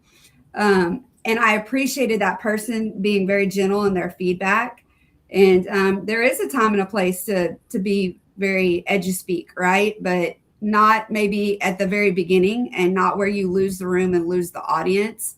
And so that was very helpful to me early on in my administrative career, to kind of just consider that for how I present as a leader, and how I can contribute and move the needle, right? Great advice. Yes, absolutely. Yeah. Great advice. Thank you. Thank you so much for sharing. So far, 2 amazing stories to share with everybody. Patrick, how about you? You have to have either something good, that a success story, or something that you're like, you know what, I've been doing this too long and I completely messed up, and let me tell you how I could have fixed it. I'm going to be real quick, and I'll give you both. Success story. Shout out your kids. Shout out your staff. One of the things we did here on campus is I did the history of our valedictorians and salutatorians, and I put them up on the wall. And so it goes all the way from 1908 all the way to 2025. Wow. And we did a special section that will keep it up for years.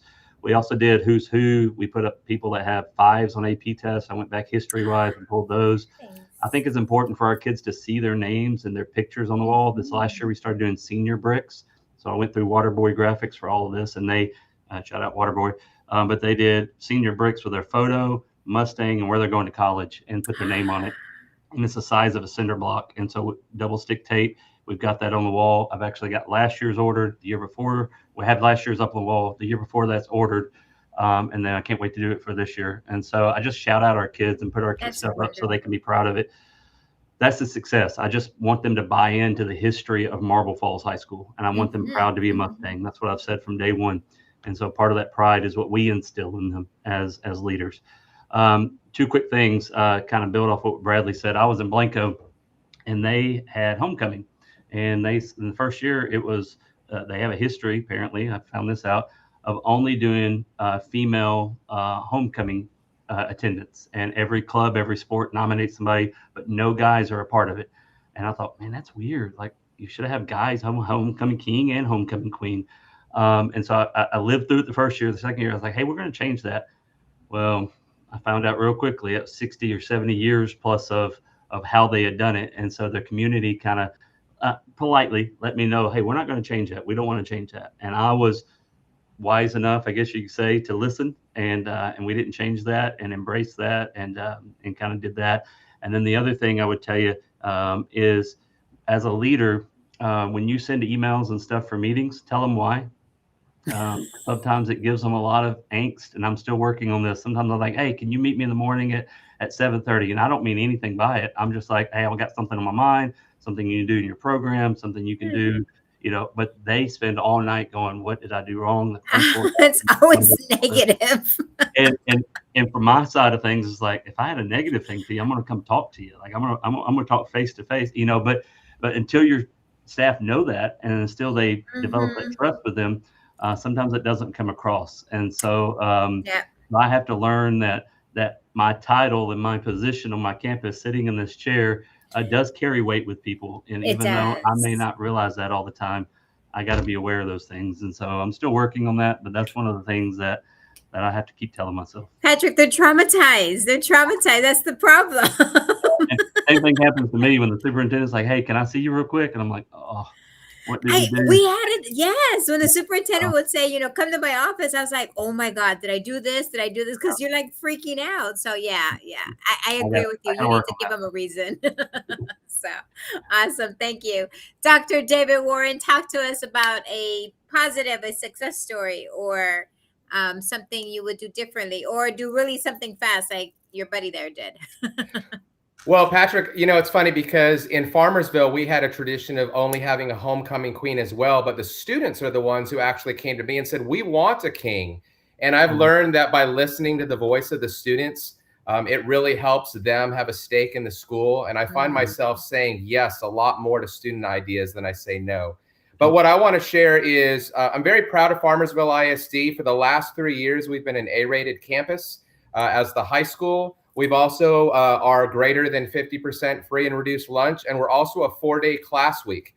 And as far as my research can tell, we are the only traditional high school with all 3 of those in the state of Texas. There's one other school, it's a charter school, but the reason why I think that we've been able to achieve that level of success is not because of me, it's because of people working in community, collaboration, and synergy. So, we also use the 4-day class week really to support a very robust dual credit program. We intentionally design our day without classes on Monday because we have a lot of students who tell us that's when I get ahead on my college work, instead of if we had a Friday off, really no one's going to do anything on a Friday, or at the very best, they would be catching up instead of getting ahead.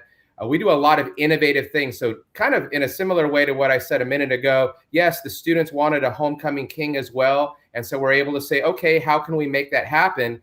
When we have a 4-day class week and we say, but we also want to grow dual credit with less school hours, how can we brainstorm and make things happen? We're growing. We don't have the budget maybe to hire as many Farmersville High School teachers as we want. So maybe how can we increase our partnership with the college and allow for more college classes and alleviate some of the pressures of the high school? So I really believe you can have a lot of different things in play. They can work with synergy and help the school and the district achieve on all fronts. I love it. Great ideas. Great stories. I love it, Josh. Your panel is just amazing. I love it. So your schools don't have a homecoming king, and they've never had one? We do now. The students wanted it. So for the past couple of years, we've had king and queen. And Patrick, yours doesn't? Patrick Marble does. Yeah, we do homecoming king and queen, but Blanco does not. I don't think they've changed it. I think they only have homecoming queen. Okay, I'm sorry. That was something else. Yeah, exactly. That would probably be a Title IX issue, wouldn't it be? Could be. No, let's not go in there. No, we don't need the paperwork. No, I don't need to be banging. I'm trying to get YouTube followers, Moreno. I don't want someone to be clicking on. It works for them, and so they do a good job of it. We'll leave it right there. So we're almost done, guys, and I'm gonna start off with you, David. It took me 13 years to become a principal. I was blackballed in my first district, and I was told I would never become a principal.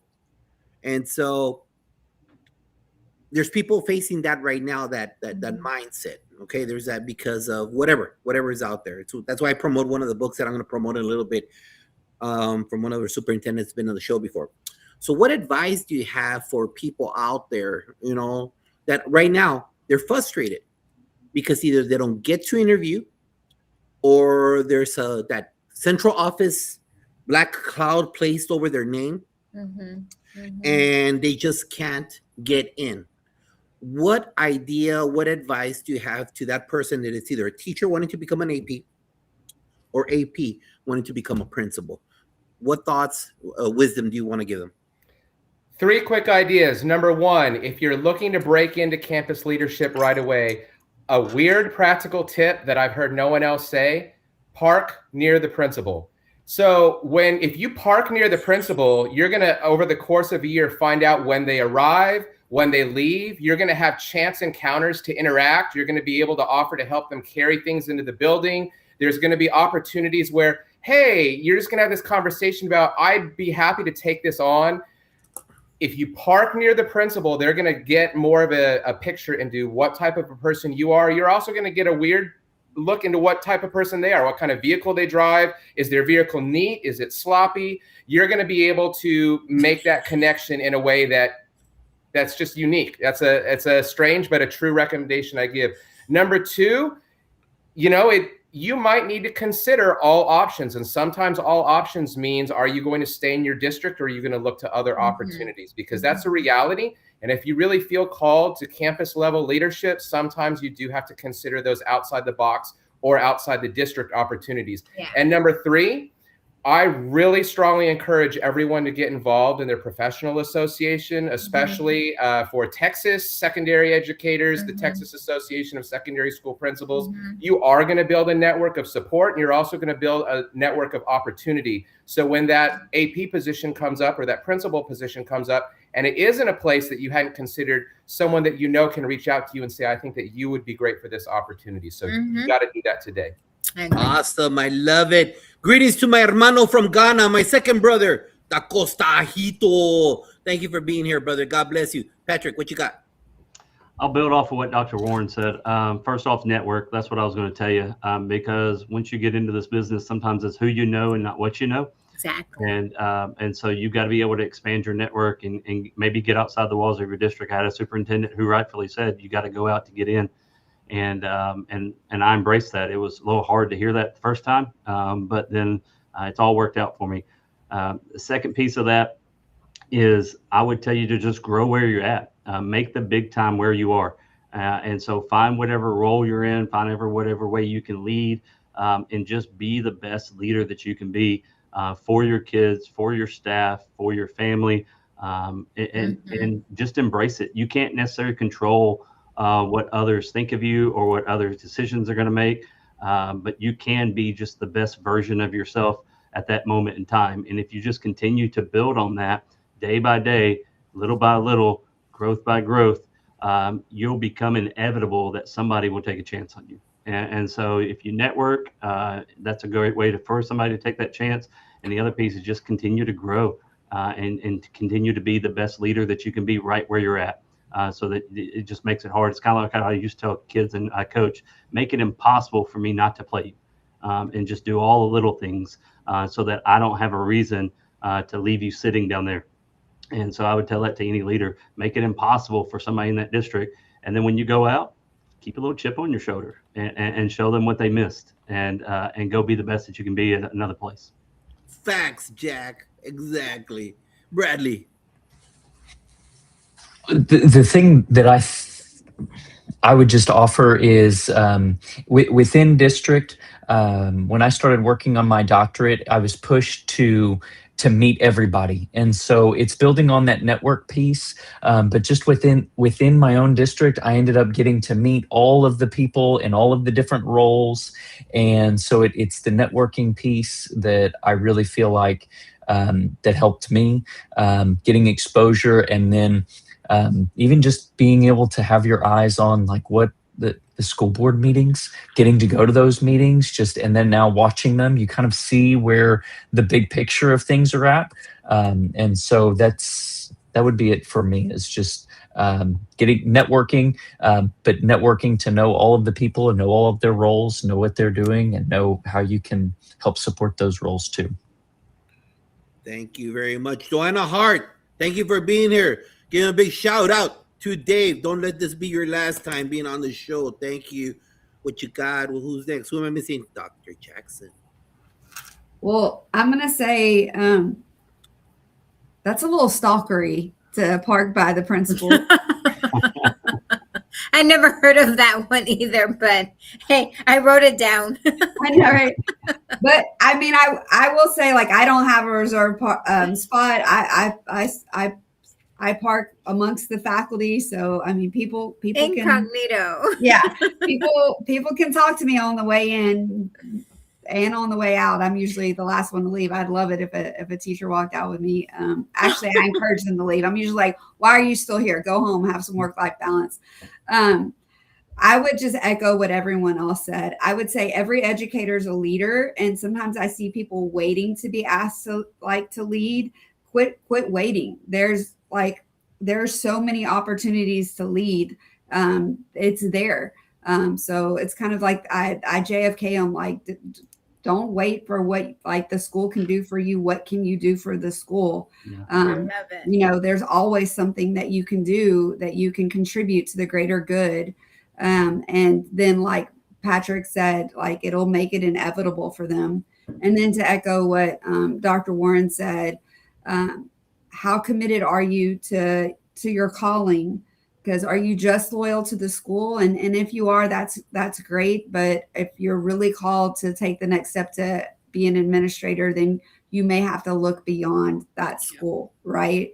And then, yes, I don't, Dr. Dave Warren shouldn't be the only one carrying the torch for TASSP. You know, wherever you're coming from, I saw some Mississippi out there, some different states, some different countries, whatever your association is. But for me here in Houston, it started with being just involved in Region 4 and serving on the regional board, and now serving on the executive board. But just being active and making all those connections, that's how I know Patrick Henson. That's how I know Dave Warren. That's how I know Todd Bloomer. And all of those things have been helpful to me. That's how I know Josh Tovars through TASSP. So all of those things are helpful. But yeah, you just have to kind of be committed to your journey and always growing and learning and honing your craft. But wherever you are, my lead custodian is a leader on my campus. Every educator is a leader. Mhm. Perfect. Love it. And to your point, to all of you saying right there, episode 110, we had the president for Beam, TEPSA, TAPSI, TASP, and AMLE on the show. It was a great podcast, just like this one right now. And we're almost at the end. Time to promote. The two books, a couple of books there is promote. Superintendent Glenn Robbins from New Jersey. This is the book I was telling you about, being blackballed in the system of education, but he ties it into artists, music artists. You know that loser Jimi Hendrix? He was never gonna do anything.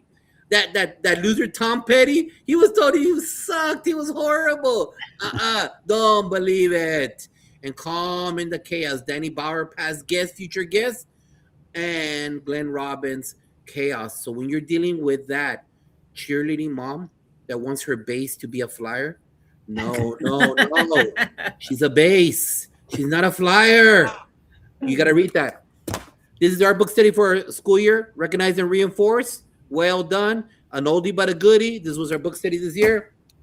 I am 1,000% Sean Kane Fundamental 5. That is all we do.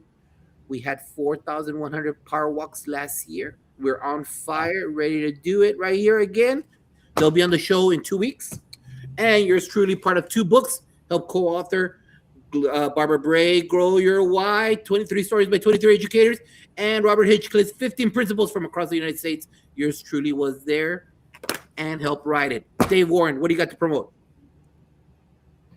Hey, I'm always carrying the flag for TASSP. You've got to join and be a part of this association, whether you're already a principal, whether you're an assistant principal, whether you're an aspiring administrator. There's an opportunity for you to get connected and feel supported in what you do. Some people think that the principalship is a lonely business. It doesn't have to be.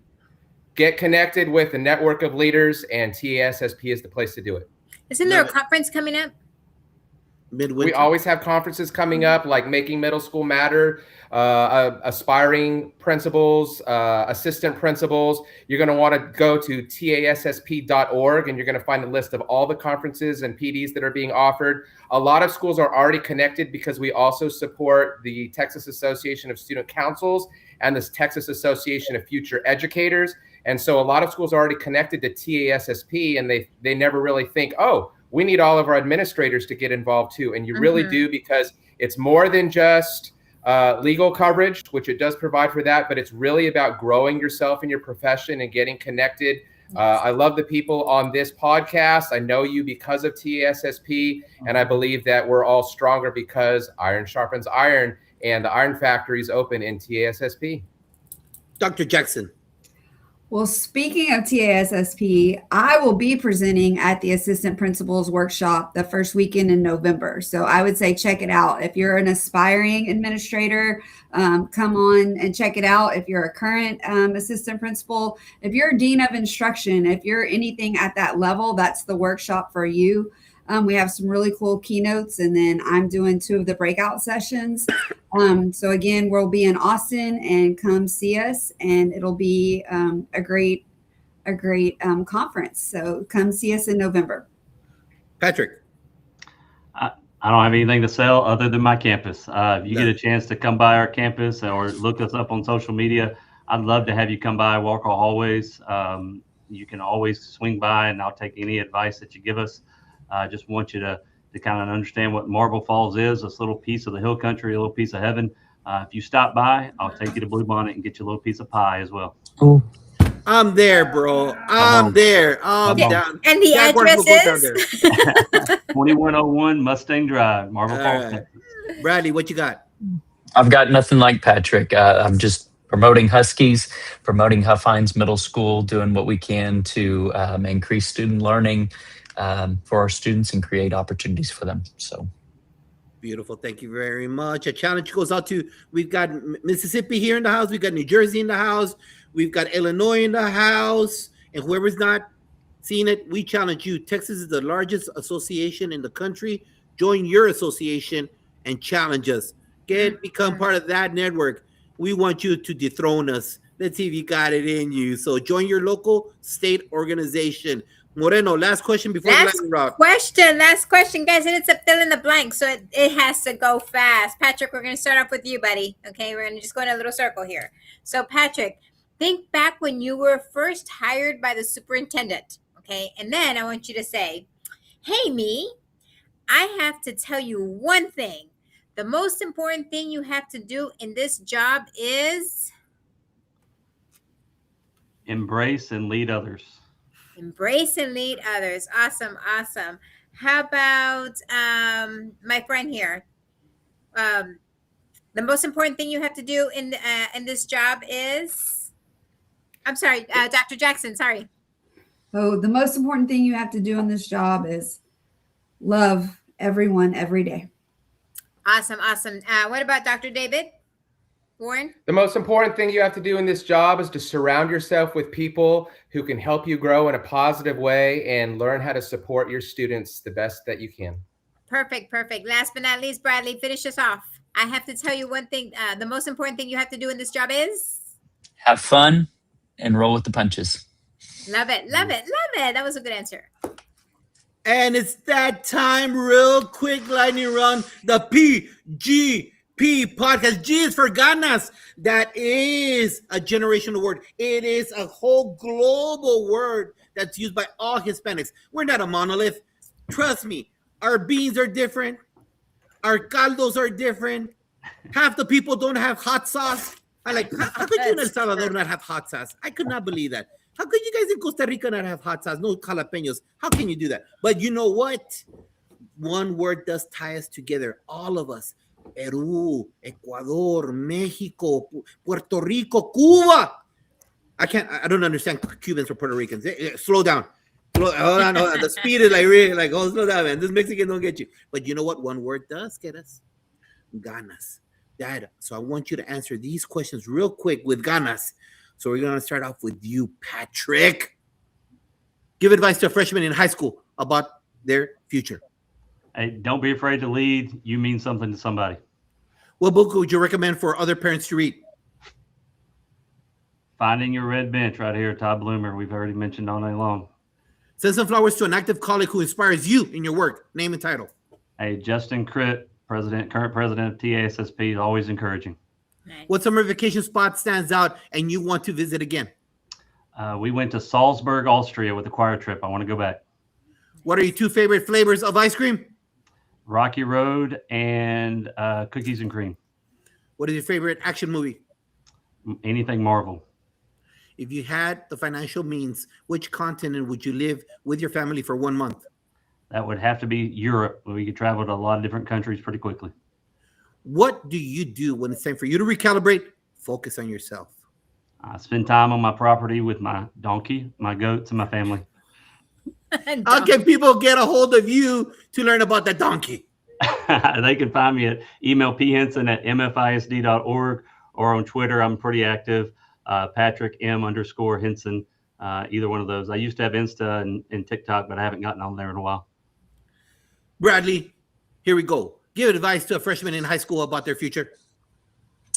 Figure out what you like and what you're good at. What book would you recommend for other parents to read? Extreme Ownership. Send some flowers to an active colleague who inspires you in your work. Name and title. Dr. Lori Rapp, Superintendent of Schools, Louisville ISD. What summer vacation spot stands out and you want to visit again? Southern Colorado, Pagosa Springs, Wolf Creek Pass, that Durango area. Just a beautiful place. What are your 2 favorite flavors of ice cream? Ice cream, vanilla and strawberry. These are different than what you said. I just noticed that, and I'm throwing me and you for a loop, so let's go with it. What is Let's your favorite go. action movie? Action movie, The Dark Knight Rises. If you had a financial means, which continent would you live with your family for a month? Europe, for sure. What do you do when it's time for you to recalibrate and or focus on yourself? Spend time with the Lord. Amen. How can people get a hold of you, sir, and learn from you? I'm at on Twitter, Instagram at Mr. Willie 14, and then my email bradley.willie@yahoo.com. I noticed that right now, Bradley, when I was in the middle with Patrick, but you know what? He pivoted. He built the airplane while he was flying. So we're rolling with it. Yes, sir. Dr. We're rolling Jackson. with it. Dr. Jackson, Yeah. give advice to a freshman in high school about their future. Oh my goodness. Just find what inspires you. What would you recommend for other parents to read? Todd Bloomer's book, The Blueprint. Send some flowers to an active colleague who inspires you in your work. Name and title. Oh my goodness. My fellow Jackson, she's holding it down. Carrie Jackson at Allen High School. Shout out to Jackson female principals. What summer vacation spot stands out and you want to visit again? The beach, any beach. Give me some waves, please. What are your 2 favorite flavors of ice cream? Vanilla and chocolate chip cookie dough. What is your favorite action movie? The Mission Impossible series. Let's go, Tom Cruise. If you had all the financial means, which continent would you live with your family for a month? Europe, everything about Europe. What do you do when it's time for you to recalibrate, for you to focus on yourself? Oh my goodness, completely unplug. Let's go vinyl on the record player. Let's go outside with the rescue dogs. Let's just completely unplug and be with family and have a nice meal. How can the audience get a hold of you, ma'am? Oh my goodness. They can look me up at the Purple School and email me, Danielle.Jackson@FortBendISD.gov, and then Twitter. I refuse to call it X at Dr. D Jackson 4. Amen. All right, here we go. And we're closing off. Here we go. Signal the home run. It's coming right here. Give advice to freshmen in high school, sir. Surround yourself with positive influences. You become like the people you associate with. Amen. What book would you recommend for parents to read? This one right here, Moving Beyond Prompting. It's how to use AI effectively, make more than memes, actually make it work for you. Send some flowers to an active colleague who inspires you with your work. Name and title. The author of this book, Micah Taylor, my assistant superintendent. He does what I want to do, and I appreciate you every day. What summer vacation spot stands out and you want to visit again? Universal Studios, Florida. It's the closest thing I've experienced to real magic. What are your 2 favorite flavors of ice cream? In the summer, butter pecan. In the winter, mint chocolate chip. What is your favorite action movie? It's also my favorite Christmas movie, Die Hard. If you had all the financial means, which continent would you live in with your family for a month? Europe, because it's like 100 different trips in one. I love the culture and history of so many countries in Europe. What do you do when it's time for you to recalibrate and focus on yourself? My wife and I will go on a walk with our dog Pepper. We usually end up praying together. Amen. And how can the audience get a hold of you, sir? Reach me on Twitter at SuperDaveWarren. Love it. Thank you, panel. Don't hang up. Woo! Man, you know what? If you got nothing out of this, you got to check that pulse, because let me tell you, there was a bunch of fuego right now dropped across the globe. We got the African continent here. We got the North American continent. We got everything here, because you know what? As it was said earlier, you're not alone. You choose to be alone. You don't have to be alone. This thing right here, as you just heard, connects all of us. And we beg, borrow, and steal ideas, and we make it for our learning community. You're not alone, so reach out. Make sure that you're part of this learning network, because it's free PD for you and for me. I learned a lot today. I like the idea of the brick. I mean, it's just nonstop. But you need to be part of this learning process, because remember, back in the Stone Age, you could take 10 people to Las Vegas to a conference. You can't do that anymore. You cannot do that anymore. But now, this is free for you. Edutopia, Education Week. You got all these podcasts that you're learning from other educators who are successful in the field. So remember, you choose to be alone. You don't have to be alone. So please like and share this show. Go to our YouTube. Increase the algorithm so that all of this knowledge today and all the 120 other shows can go live, and we all learn from each other. Don't forget to join us. Panel, say goodbye to everybody, panel. Bye, everybody. Bye-bye. Don't forget to join us Bye. next week, episode Bye, guys. 122, with Chris Culver from Oklahoma, because he will be talking about learning how to connect with our students. We'll see you next week for episode 122. Thank you very much. Panel, hold on. Bye.